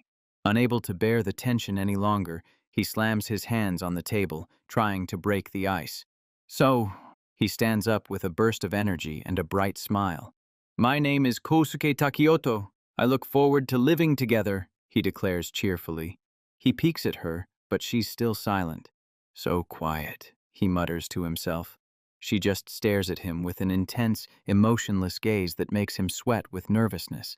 The pressure is immense. A thought strikes him, and he lets out a nervous laugh. He realizes this must be why the original Kousuke chose to live in the dorms in the game. Her quiet personality probably didn't mesh well with his loud one. He remembers how the energetic, goofy Takioto and the quiet, serious Hatsumi were like oil and water in the game. They simply could not get along. He looks around the tense room. He knows that if he didn't have his special knowledge from the game, he would have no idea how to handle this. He just has to hope he can smooth things over somehow. Just in the nick of time, Marino waltzes in with a cheerful wink, carrying plates of delicious-looking food. Okay, you two, food's ready, she sings. The awkward tension breaks as he leaps up with excitement. Let's go! Marino-san's home cooking, he cheers. Marino tells him to eat as much as he likes to celebrate his move-in. He is absolutely overjoyed. Thanks. I couldn't be happier. He eagerly picks up a piece of food with his chopsticks and takes a bite. So good, he exclaims, telling her it's the best food he's ever had. Marino laughs, flattered by his compliments. He points to a plate of sparkling fried chicken. This karaage is really good, he says. Marino leans in with a playful smile and reveals it's made from the meat of a blood-horned rabbit. He's stunned. The monster? He looks at the piece of meat on his chopsticks, marveling at all the wild new things he's experienced since coming to this world. He never imagined he'd be eating monster meat one day. Marino explains that she cooked foods she thought he would like, but also included some of Hatsumi's favorites, which happen to be simple things that kids enjoy. He suddenly worries that he hasn't been properly introduced to Hatsumi and asks if Marino has filled her in. She gives him a reassuring smile and tells him she's already explained his entire situation to her. He lets out a huge sigh of relief. "Thank you so much." Marino then begins to praise him to her daughter, saying what a good and hard-working kid he is, always studying and never skipping his daily magic training. Hatsumi finally looks up, her interest piqued. "Magic training?" she asks, her voice quiet. She asks him why he's putting in so much effort. He gets a little flustered, caught off guard by her directness.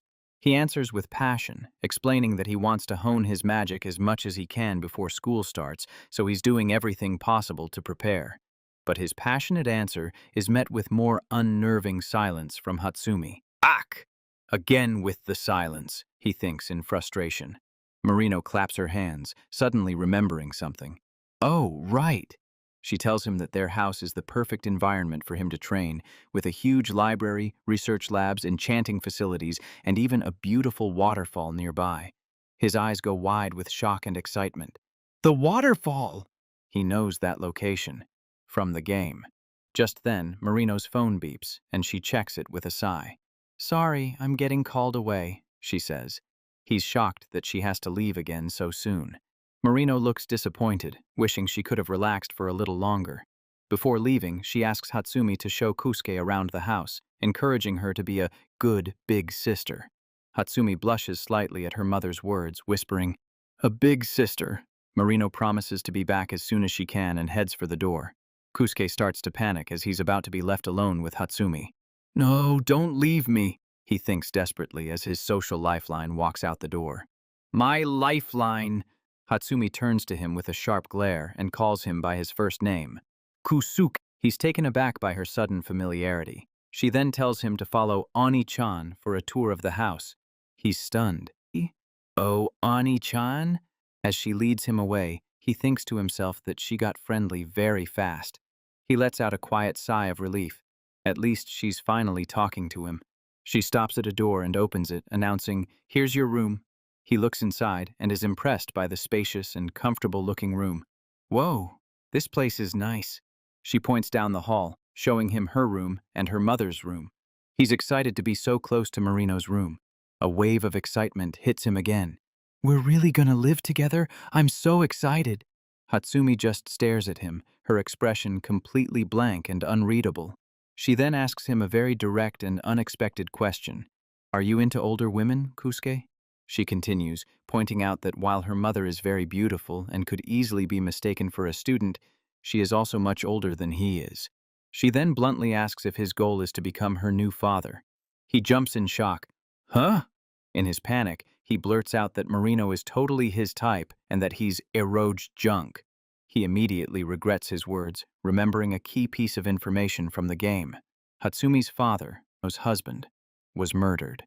He recalls reading on an old developer's blog that Hatsumi was supposed to have a deep backstory about continuing her murdered father's research, but most of it was cut from the final game.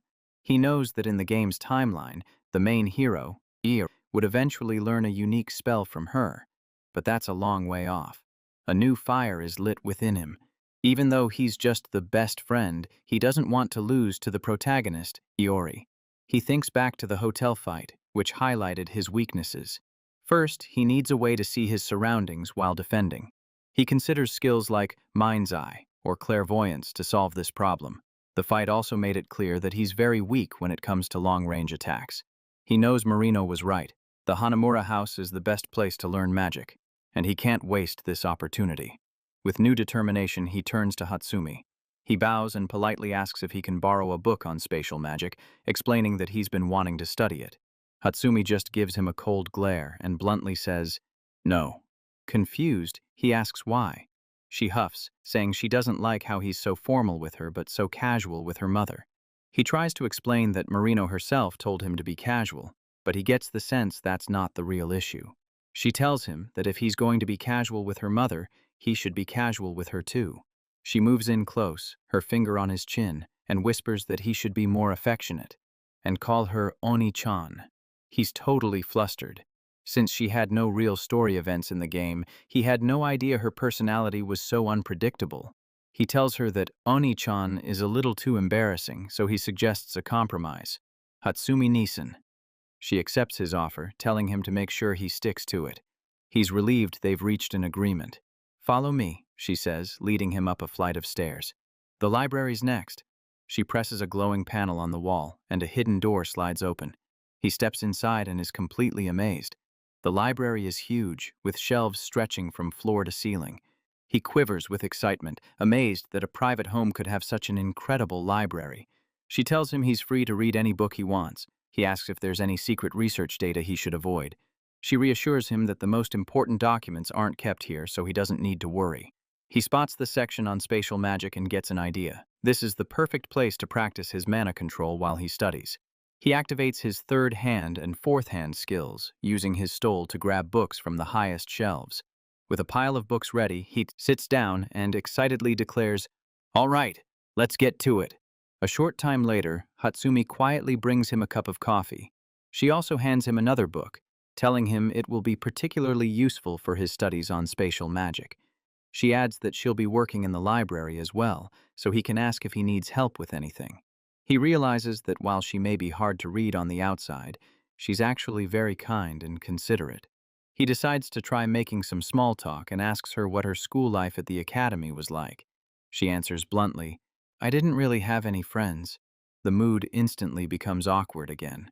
Is that so?" He replies nervously, but she continues, saying that even without friends, she was surrounded by many amazing and talented people. She looks at him seriously and says that for anyone who wants to become strong and smart, the academy is the best place to be. He thinks about the game's academy system, where higher-ranked students could take special, advanced classes. He admits that while he'd love to take those classes, he thinks it will be difficult for him. She looks at him, confused. "Huh? I can teach you," she says. "I'm good at magic." He laughs it off, explaining that getting help from a teacher would be great, but the truth is, his body just isn't very good at using most types of magic. He knows that even if he learned powerful spells, they would be weak when he cast them. His time is much better spent in dungeons, focusing on what he's good at. Once school starts, the classes will focus on physical fitness and mana strengthening anyway, which is basically what he's been doing on his own. But living here gives him an amazing advantage. He gets to learn magic directly from this brilliant mother-daughter pair. On top of that, unlike the game's dorms, there are no curfews, so he can train whenever he wants and explore new areas freely. He suddenly remembers the waterfall. He asks Hatsumi if it's okay for him to go check it out, and she gives him permission. "I'll be back in the evening," he calls out as he rushes to the door. He runs out of the house, filled with excitement for his destination, the waterfall. In the game, a special girl was supposed to lead the player to this location, but since he's still in the prologue, he's not sure if she'll be there. But the possibility of a new discovery makes him incredibly excited as he dashes through the woods. As he runs, he thinks about the girl he hopes to see at the waterfall. She was his favorite character in the game, the one he relied on the most. He spent countless hours building her up, and she helped him defeat many powerful bosses. His heart pounds with excitement as he pushes through the trees and sees her. There she is, the heroine he wanted to meet more than anyone else.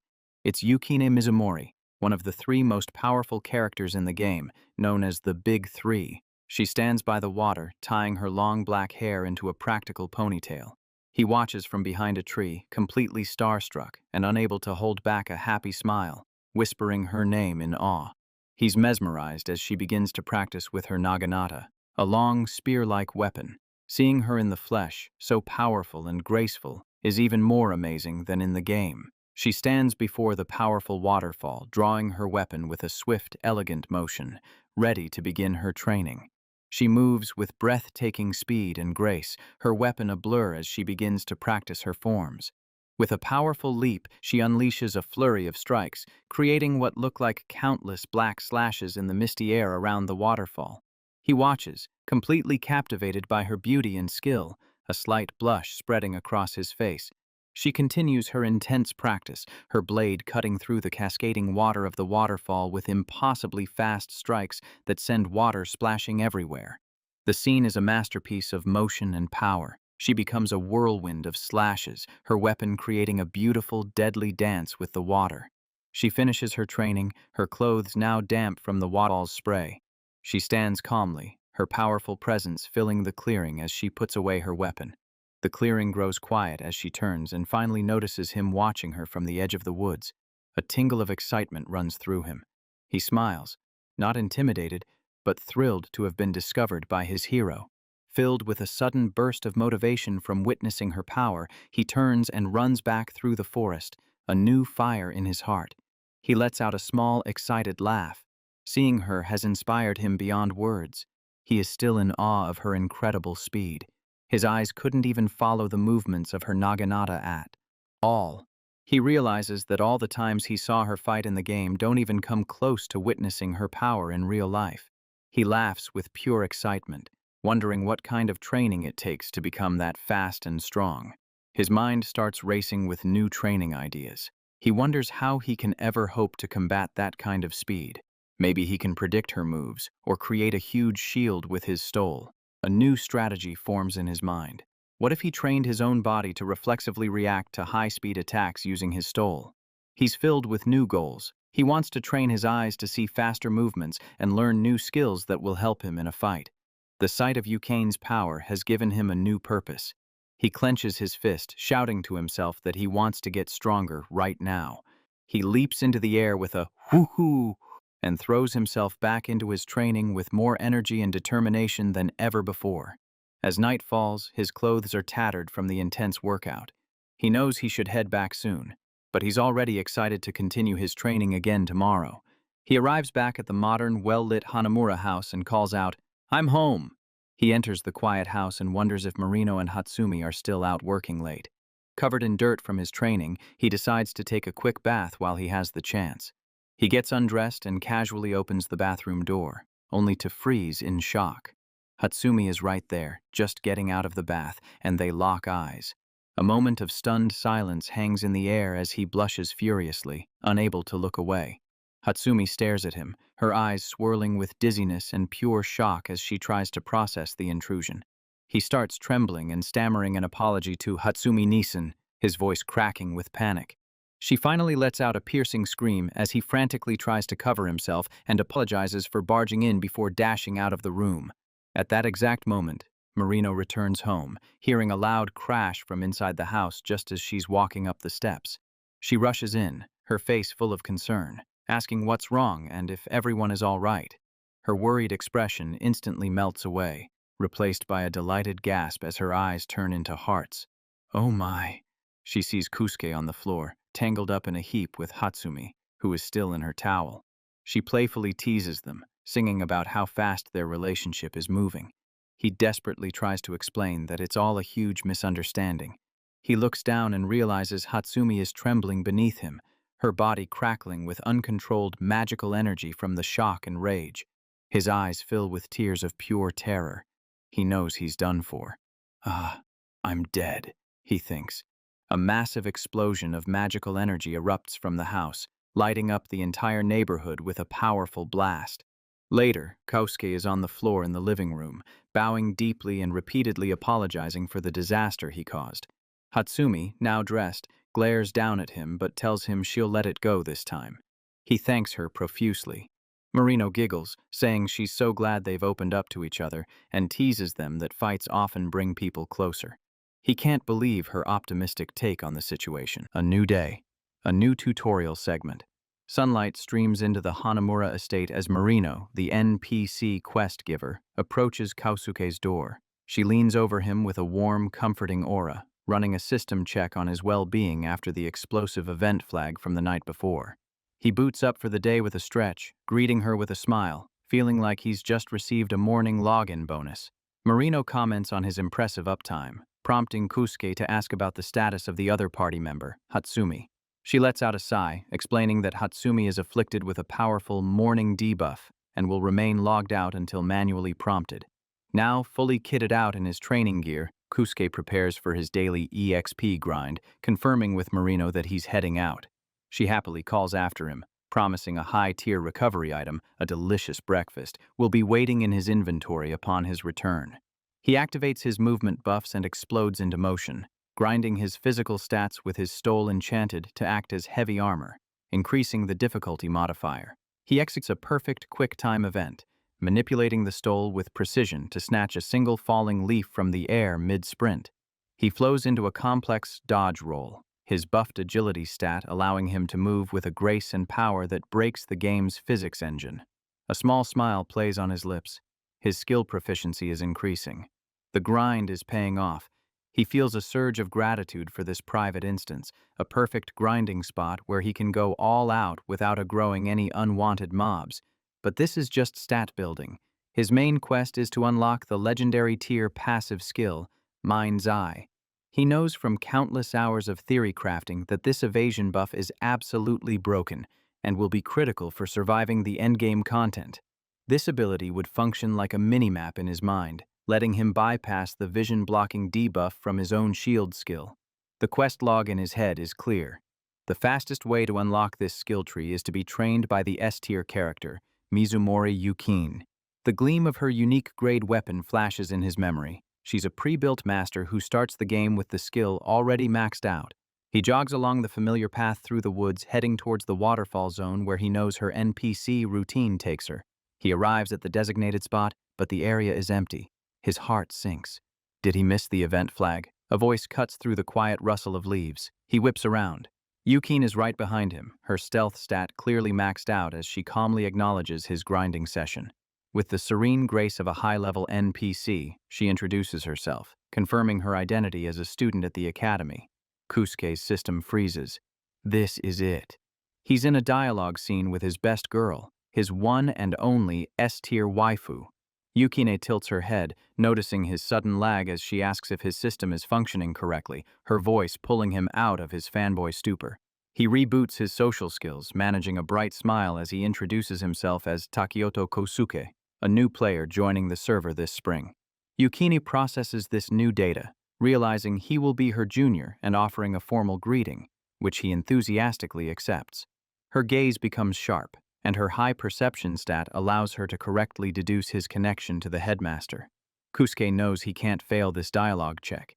He needs to build affection points, so he decides to be honest and admits he has a confession to make.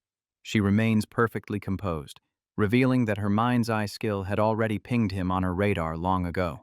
He explains that Marino assigned him this quest area, but he worries his grinding is interfering with her own.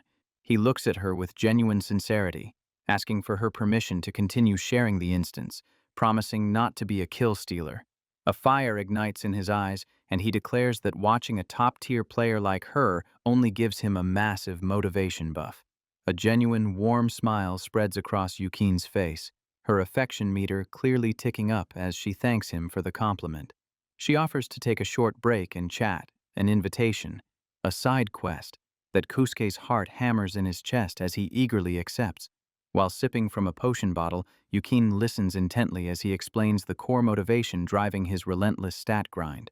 He reveals his goal to power level before the main story begins, demonstrating his progress by having the ends of his stole hover weightlessly beside him. With a confident smirk, he activates his third hand skill, having the stole effortlessly grip his water bottle to show off his unique class. Ability. He explains that his magic lets him transmute the fabric of his stole, essentially giving him a real-time crafting ability.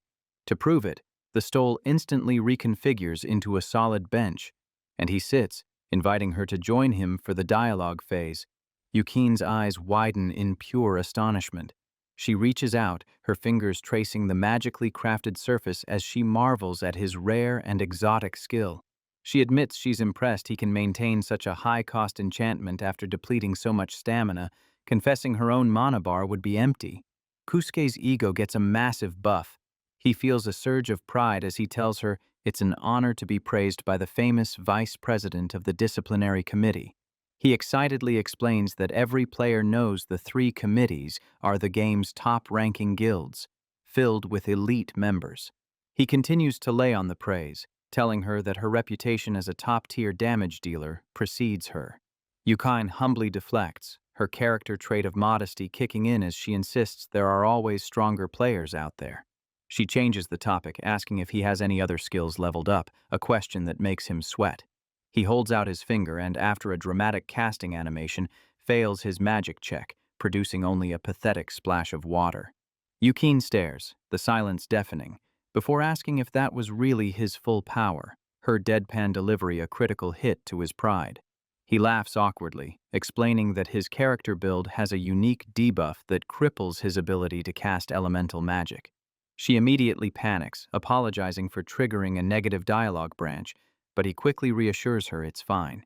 He smiles, his eyes burning with the passion of a true gamer, and tells her that he's actually having fun pushing past his character's shitty base stats.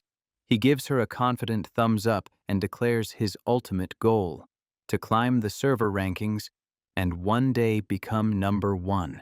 Yukine is floored, rendered speechless for a moment by the raw, unyielding fire of his ambition. Her expression softens into pure admiration as she tells him that with that kind of willpower, he could easily secure a spot in one of the elite guilds. He beams, knowing that joining a top guild is a key part of his planned route, and he promises to grind hard enough to make it happen. Yukine finishes her potion. The break is over. It's time to get back to the EXP grind. But then she throws him a curveball, offering to let him join her party for training, an invitation that sends his system into overdrive. This is it, the event flag he was hoping for. He tells her there is a very important quest he needs her help with. He brings his hands together in a desperate plea, his voice full of hope as he asks her, begs her, to teach him the mind's eye skill. Her composure cracks, her eyes flying open in shock as she demands to know if he's serious about learning a skill of that legendary tier. The scene shifts to the base of a roaring waterfall, the deafening sound of crashing water filling the air as they stand under the punishing, freezing torrent. Kousuke's body is racked with shivers, the biting cold a constant stacking debuff as he screams internally that he just wants to rage quit and go home. Yukine's sharp voice cuts through the roar, ordering him to clear his mind of status effects and focus on awakening his latent magic. He stammers through chattering teeth, questioning the logic of this insane training method, but she sternly silences him. She instructs him to focus his consciousness and visualize his mana as an area of effect aura, a task that feels like trying to solve a raid puzzle while lagging. He squeezes his eyes shut, but the overwhelming cold debuff floods his senses, making it impossible to focus on anything else. His mind wanders back to his old world, lamenting that this kind of fan service training event in a game would at least have better visual rewards. He calls out her name nervously, just to confirm she hasn't despawned, and she calmly replies that she is still right there. She explains the objective of this quest. Once he unlocks Mind's Eye, he will be able to perceive her on his minimap, even with his eyes closed. The potential of the skill sends his gamer brain into overdrive. It's a borderline precognition ability, a hack that could let him predict enemy attack patterns. Yukine instructs him to activate his seventh sense, to feel the flow of mana in the atmosphere around them. He struggles against the freezing debuff, finding it nearly impossible to focus on a new sensory input that didn't even exist in his original world's UI. Her voice rings out again, a raid leader's command to stop complaining and focus, and he forces himself to comply. A full grueling hour passes under the waterfall before the training session ends, leaving him half frozen, but alive. Back on dry land, Yukine gently tells him not to be discouraged, reminding him that unlocking a legendary skill isn't something that can be done in one session. Kousuke understands. His character build isn't a high-tier prodigy. His only route to power is through sheer, brute force grinding. She offers a kind smile, reminding him that the main story quest hasn't started yet, and he has time to level up. Then, she makes a game-changing offer. She will party up with him every day until he unlocks the skill, a promise that fills him with an ecstatic joy. She explains that teaching him also serves as her own form of training, pushing her to further master her abilities. Her eyes burn with a quiet fire as she reveals her own personal quest, to master mind's eye to the point where she can see an enemy's weak points, their critical hit zones. Kousuke agrees completely. He knows that the ability to land guaranteed crits is a must-have for the upcoming boss fights.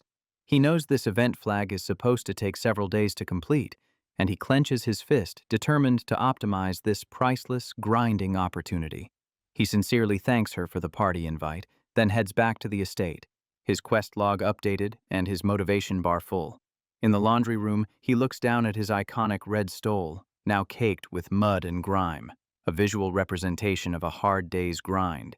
He sighs as he throws it in the washing machine, frustrated that his only other piece of signature gear is still pending repair, leaving him temporarily unarmed.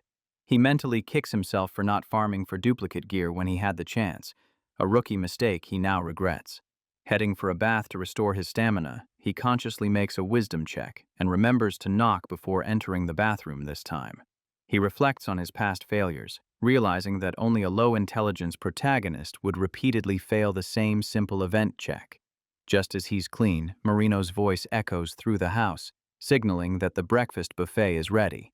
He is greeted by the sight of a perfectly crafted, high-tier sandwich, so delicious-looking it practically has a sparkle effect. While he eats, Marino asks for a favor, a new side quest. She needs him to go wake up the still sleeping Hatsumi. He hesitates on the staircase, a powerful sense of foreboding washing over him, a bad-ending flag waving in his mind. He knocks on her door and calls out, but the only response is the deep, profound silence of a character who is completely logged off. He correctly deduces she is still asleep, her morning debuff clearly more powerful than he imagined. He cautiously pushes the door open, his senses on high alert for any potential traps as he softly calls her name. The only sound in the room is her gentle, rhythmic breathing, a peaceful soundtrack to a dangerous zone. He steps inside, and his entire system crashes. She's asleep in her bed, wearing a set of black lingerie with a defense stat of 0. A critical hit of pure shock and arousal slams into him, and his mind struggles to process the S-rank fan service event he has just stumbled into. He shakes his head violently, trying to purge his cache and fight off the charmed status effect. He kneels by her bed, rolling a saving throw against his baser instincts as he gently reaches out to complete his quest. He softly touches her cheek, his heart pounding a frantic rhythm against his ribs as he leans in to whisper that it's time to wake up. He shakes her shoulder gently, but she only mumbles, completely unresponsive. This debuff is stronger than he thought. He tries again, with more force this time, but she remains completely logged out of the world. She is so deeply asleep that she just bounces on the mattress, her character model jiggling in ways that test his focus. His gaze accidentally drifts down, and his jaw drops as he realizes the sheer lace of her sleepwear is almost completely transparent. His face floods with heat, a massive, embarrassed debuff hitting him as his mind struggles to cope with the legendary tier eroticism of the scene. He tries to look away, wondering what kind of secret shop sells armor like this, knowing he'll fail every social check with her from now on. But as he pulls back, her hand shoots out in her sleep, locking onto his arm with the grip of a high-level grappler. He loses his balance check. The world tilts. He cries out as he is pulled down towards the bed. He lands directly on top of her.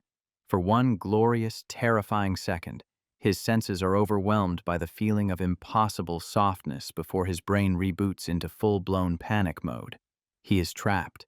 In a game-over scenario, his mind screaming at him to escape before the consequences become irreversible. He stares down at her face, just inches from his, and is captivated by her serene beauty, a sleeping goddess unaware of the chaos she has caused. With the stealth of a rogue, he begins to slide off the bed, praying to the game developers that he can escape this event without triggering the awakened fury flag. He's almost clear, but his movement causes one of her lingerie straps to slip, increasing the scene's rating exponentially. He finally escapes, breathing a sigh of relief. This quest is too high level for him. He decides to abandon it and let Marino handle it. But just as he turns, she starts moving, unconsciously beginning to remove her clothes in her sleep. A new, more dangerous event has triggered. He dives forward, grabbing the bedsheet to cover her, his only instinct to prevent a total system failure and escape with his life. Downstairs, Marino waits by the stairs, her patience meter draining as she wonders why this simple fetch quest is taking so long. Her worry stat spikes, and she decides to go investigate, fearing they may have triggered a bug. She knocks on the door before swinging it open, calling out both of their names. The sight she beholds is one for the game's secret gallery. Kousuke, on the bed, desperately trying to cover a half-naked Hatsumi, but her reaction is pure, mischievous joy.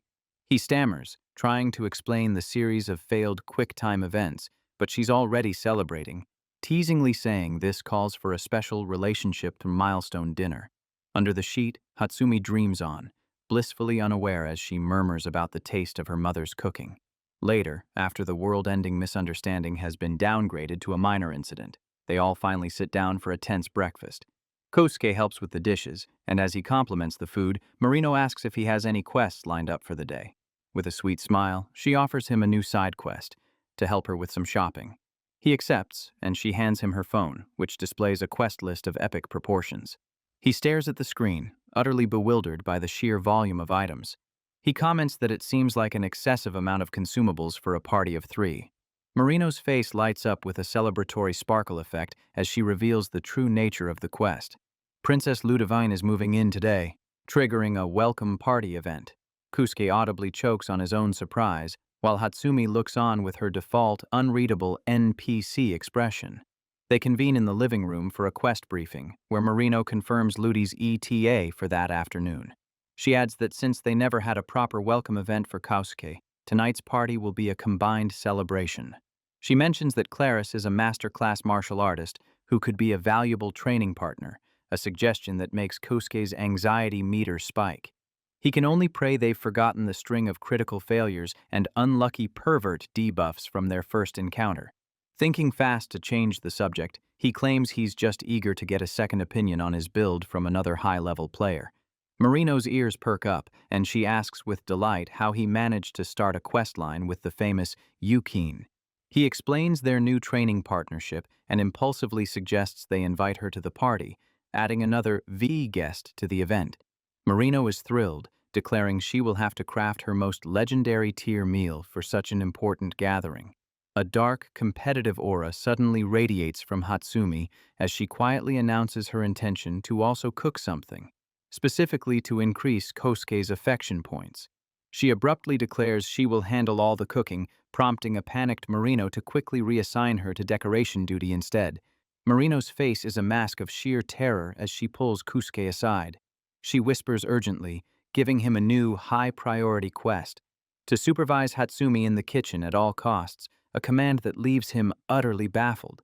Far away, a high-end vehicle glides across a bridge, a moving cutscene transitioning to a new location. Inside, Claris, the loyal bodyguard, is filled with anxiety, voicing her deep concerns about her princess sharing a residence with a man. Ludi just giggles, trying to soothe her friend's worries, but Claris remains on high alert, her protectiveness stat clearly maxed out.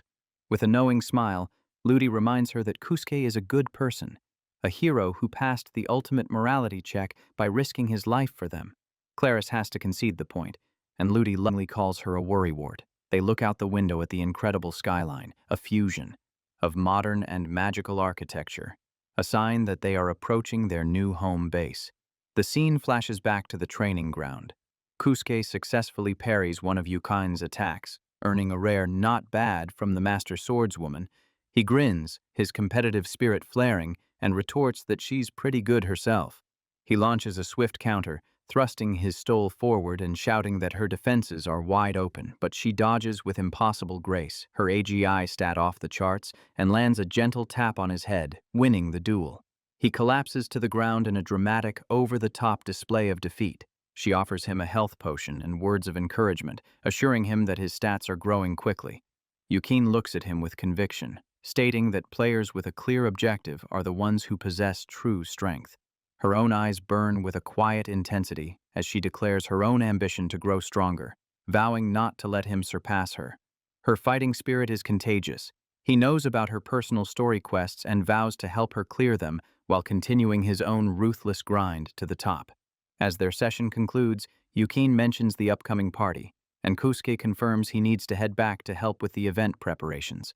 She says she will see him there, and he waves goodbye, his quest log updated and his spirits high. The Hanamura estate is buzzing, a hub of activity as royal attendants unload a mountain of luggage. Kousuke helps carry a box, his jaw dropping at the ethereal beauty of the elven staff. They're even more high definition in person. Marino greets him in the driveway, her face aglow with excitement. She tells him to hurry. The main event is about to begin. As if scripted, a magnificent royal carriage, an epic tier mount, makes its grand entrance up the driveway. The door opens, and Princess Ludovine emerges with the grace of a perfectly animated character model, introducing herself with royal poise. Her formal mask then gives way to a radiant, heartfelt smile as she expresses her joy at seeing them again.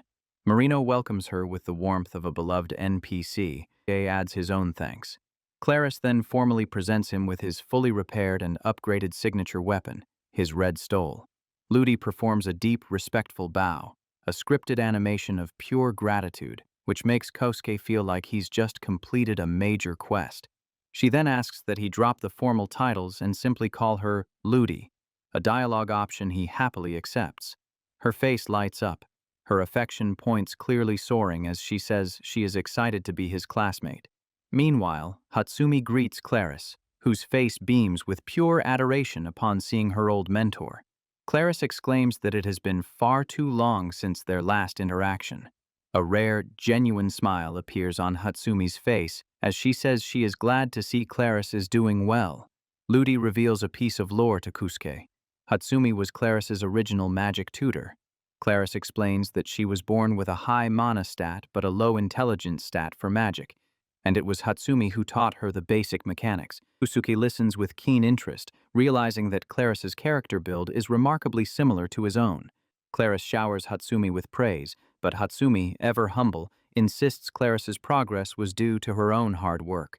Claris looks down, feeling a great sense of debt, as if the Hanamura family has been power leveling her.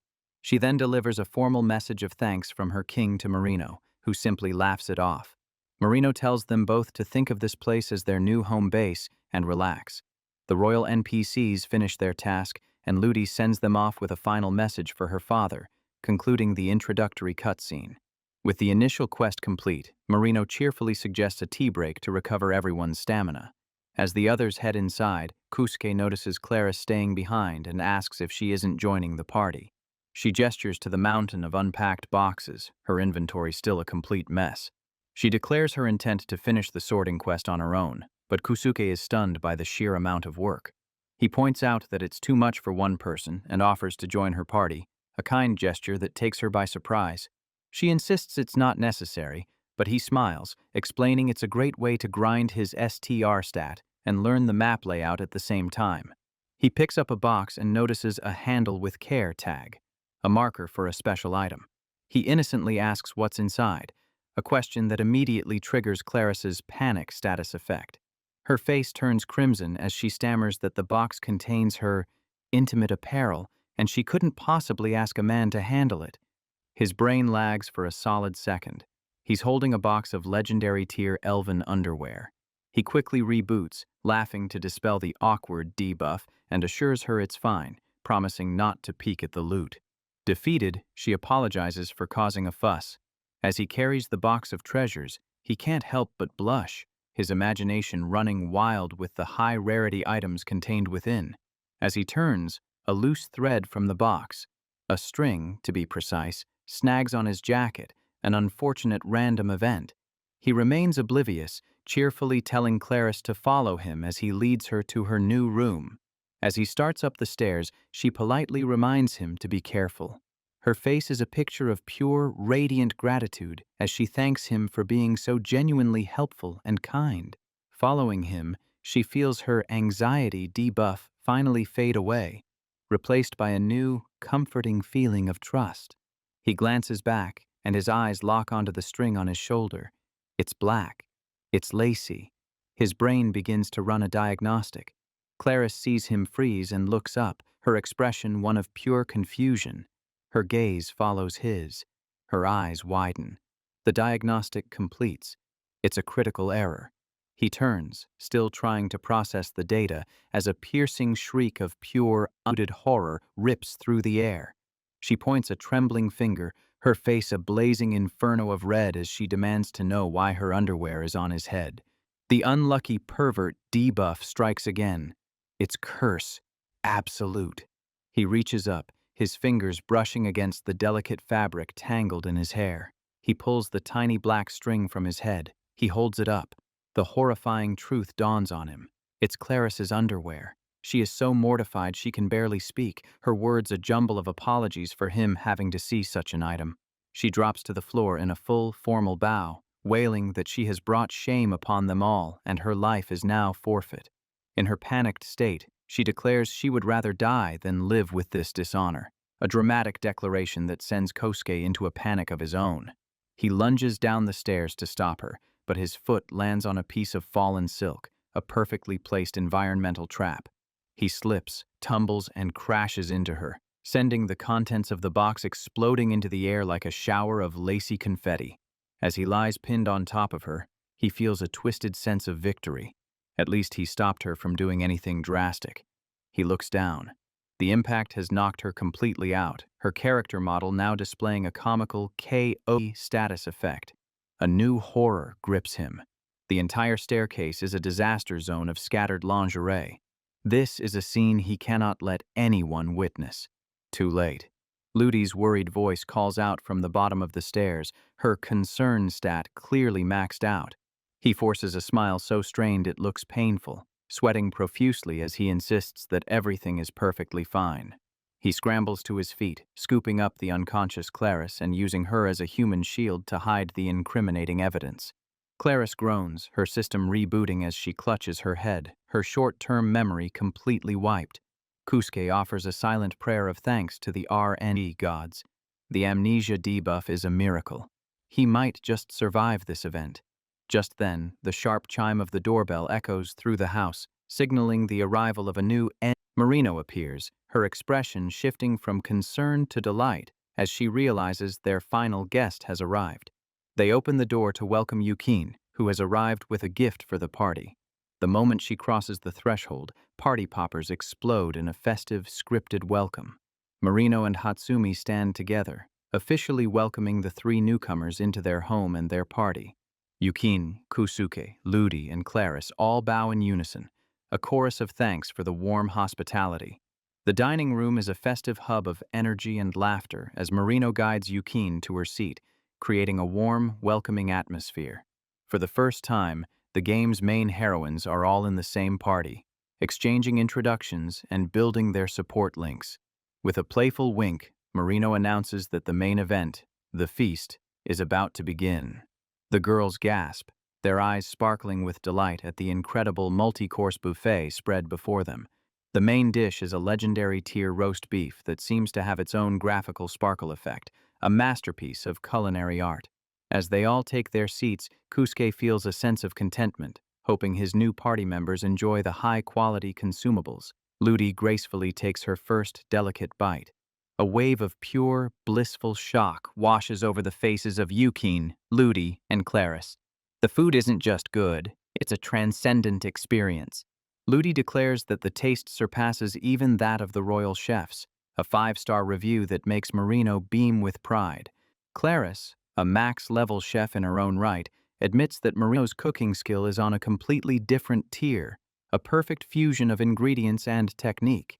Overjoyed, Marino brings out a bottle of rare wine, an epic-grade consumable she's been saving for a special event like this. Clarice admires the deep, rich color of the vintage, a sign of its high quality. Marino giggles, confirming its rarity and assuring the underage party members that she has plenty of non-alcoholic potions for them. She pours a generous glass for Clarice, encouraging her to enjoy the temporary stat boost. Hatsumi watches her multi-talented mother with a gloomy expression, a comparison debuff clearly weighing on her spirits. She quietly confesses to Clarice that she had wanted to contribute a dish to the party as well. Clarice is pleasantly surprised, asking if Hatsumi also has points invested in the cooking skill tree. Kousuke overhears and gets excited, declaring that he would love to try her cooking, completely unaware of the danger flag he just raised. The mood instantly shifts. Both Marino and Hatsumi bolt from the room, with a terrified Marino desperately trying to stop her daughter. The others are left in a state of stunned confusion, trying to figure out what dialogue option triggered such a chaotic response. To break the awkward silence, the conversation shifts to Claris's dual classing as a knight and a maid. Yukine asks about her proficiency with a sword, and Marino confirms that Claris is not only a master, but also an experienced instructor. This information unlocks a new quest opportunity for Kousuke, and he turns to Claris with an eager look. He explains his current grinding problem. He's trying to learn a new skill, but his progress is too slow, and asks if she has any tips for accelerating skill acquisition. Claris thoughtfully considers his question, accessing her own database of knowledge. She explains the core mechanic. Skills are often unlocked when a player's desire for them reaches a critical, obsessive threshold. She smiles, confirming that this was how she unlocked her own unique abilities. Both Yukine and Marino agree that for a character with Kousuke's unique build, skills are far more important than raw stats. Ludi thoughtfully compares his limitations to a legendary saint from the game's lore, who also couldn't use ranged attacks. He knows they're right. To make his low-tier character viable for the endgame, he needs to get creative and build a diverse and powerful skill set. Claris explains that her entire combat style, her very character build, was completely transformed after she unlocked her main skills. She went from being a standard DPS archer/swordsman to a unique magic knight, a tank who summons her own gear. Kousuke listens intently, his mind racing. He still hasn't decided on his final character class, and her story presents intriguing possibilities. Claris's face glows with encouragement as she explains that a broad skill tree opens up a multitude of powerful builds and strategies. She generously offers to become one of his mentors, a quest reward he gratefully accepts. He feels a surge of confidence. With two S-tier players, Yukine and Claris, as his personal trainers, his path to the top just got a lot shorter. The party kicks into high gear, and a very tipsy Marino playfully insists on refilling Claris's wine glass yet again. Claris, equally cheerful and flushed, happily accepts. Kousuke notes the bottle is empty and nervously suggests calling it a night, but Marino just laughs and summons another. Ludi watches the two of them, a warm smile on her face, happy to see her loyal friend finally letting loose and having fun. Marino, now fully under the tipsy status effect, decides it's time to activate a party minigame. She pulls Ludi to her feet and announces a game to increase everyone's affection points. She dramatically presents a handful of numbered sticks, declaring it's time for the infamous King's Game. Kousuke groans internally. He knows this mini-game all too well, and in the hands of a drunk Marino, it's a recipe for absolute disaster. He explains the brutal rules to the uninitiated. The King's command is absolute law, a forced quest with no option to decline. Marino cackles, having drawn the king stick, and prepares to issue her first tyrannical decree. She commands person number 1 to give her a shoulder massage, a surprisingly tame order that makes the entire room sigh in relief. Everyone draws a stick. Kousuke reveals he is number 1, much to Marino's drunken delight. As he performs the simple task, he feels like he just dodged a massive bullet. Feeling completely refreshed, Marino excitedly calls for the next round. Kousuke sends a desperate prayer to the RNG gods, begging them not to make him the next king. The gods do not listen. He stares in horror at the king symbol on his stick. His mind cycles through the standard high-risk, high-reward commands for this game, all of which are social suicide.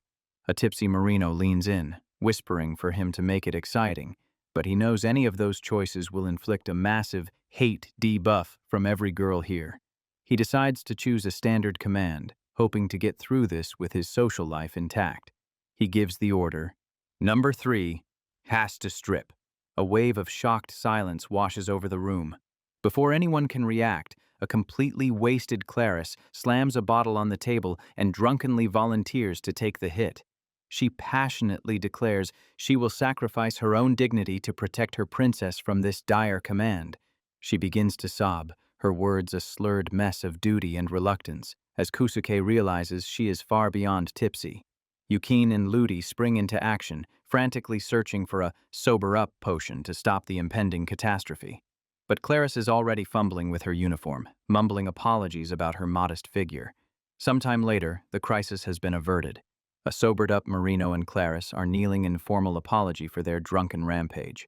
They thank everyone for helping them recover from the powerful intoxication debuff. Kousuke glances at the clock and is stunned to see how late the hour has grown. Marino kindly offers Yukini a guest room for the night, but she politely declines. Still a little giddy, Marino jokingly offers her a permanent room, prompting Kousuke to ask if she's still drunk. He offers to escort Yukine home to ensure she completes her journey safely, which she gratefully accepts. As they prepare to leave, Ludi and Claris happily offer to start the post-party cleanup quest. But Hatsumi's voice, cold as ice, cuts through the room, and a chilling aura descends upon them all. She stands before them, glowing with an unnatural, sickly light, and announces that her contribution to the feast is finally ready. She presents a dish that pulses with a fluorescent, radioactive sheen and insists they all partake before the party is truly over.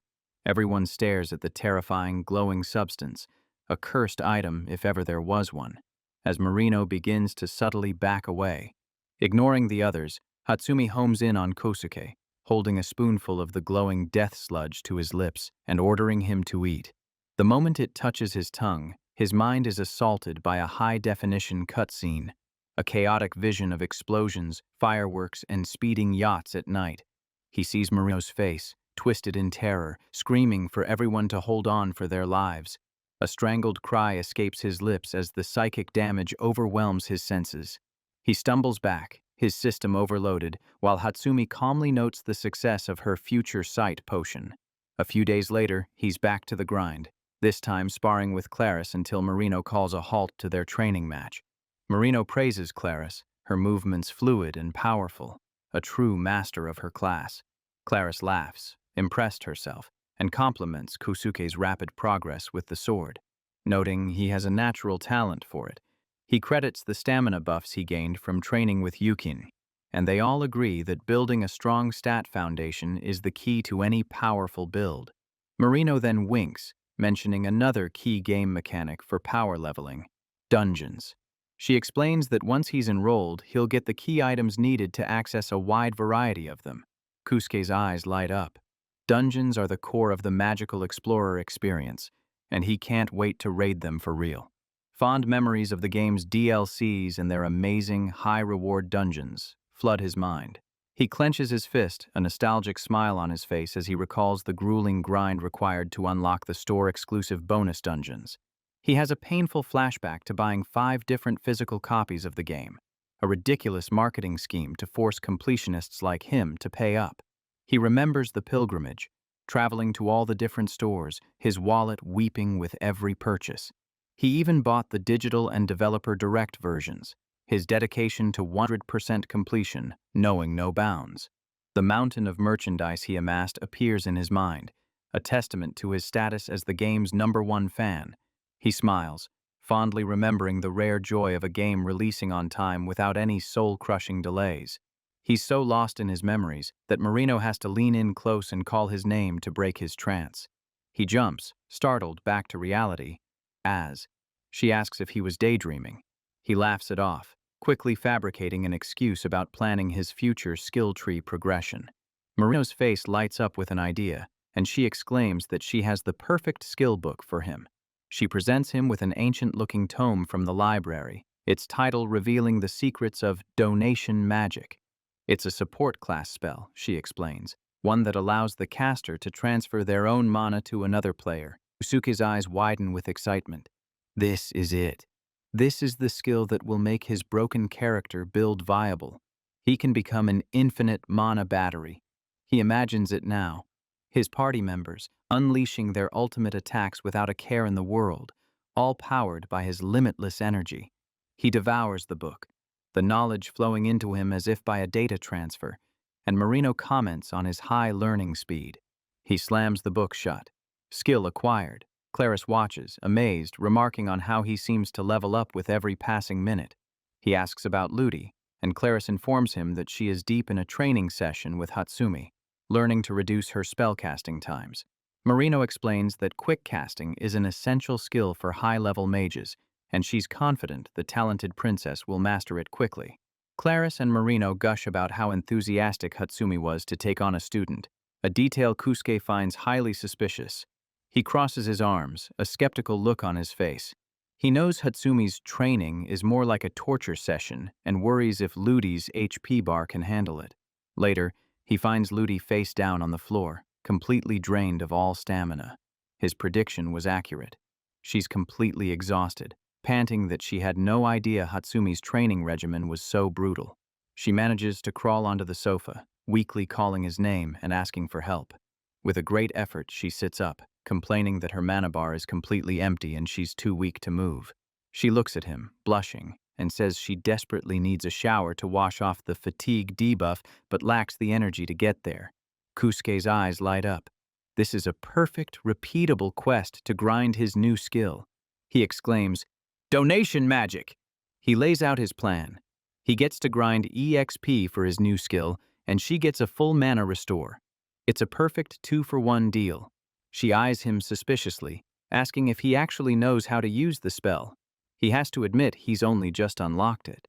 He then makes the mistake of recalling his first test run on Claris, which left her convulsing on the ground, and confesses he's not sure about the side effects. Ludi looks downhearted, realizing that with everyone else busy, this walking magical disaster is her only option. He reassures her it will be fine and that he is happy to help her. He timidly sits beside her, explaining the first requirement of the spell, physical proximity. He then explains the second, more awkward requirement. The spell needs a direct skin-to-skin connection to function. She shyly offers her hand, a safe option that he gratefully accepts. He takes her hand, his own face flushing, and takes a deep breath before beginning the incantation. He is immediately distracted by her hand. It's slender, fair, and impossibly soft, like a high polygon model. She looks at him, confused by his silent staring, and asks if something is wrong with her hand.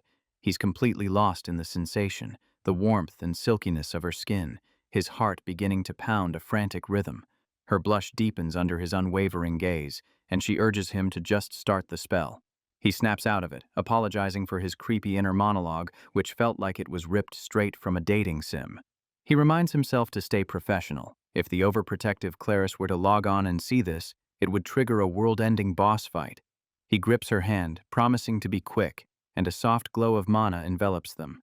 He closes his eyes and focuses, initiating the first phase of the spell, scanning her for her remaining mana reserves. He explains that once he finds the target, he just needs to channel his own energy into her.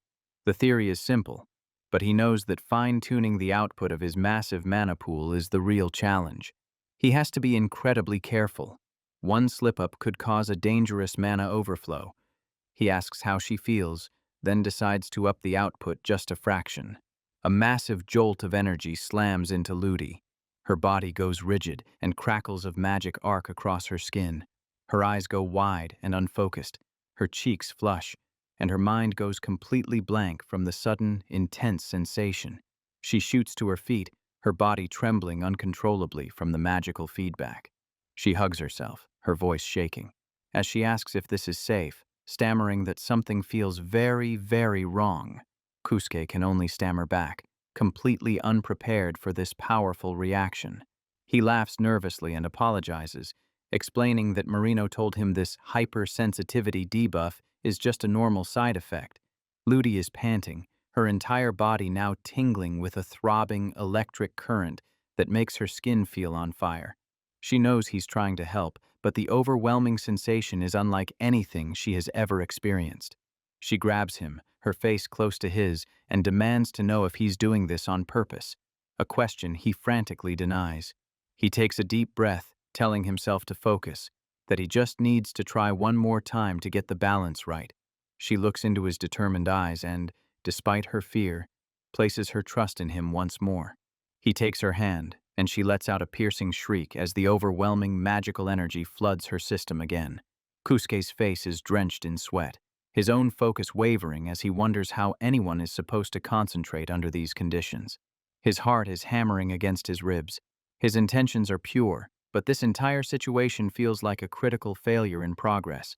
Ludi is panting, her body feeling incredibly hot as the mana transfer intensifies.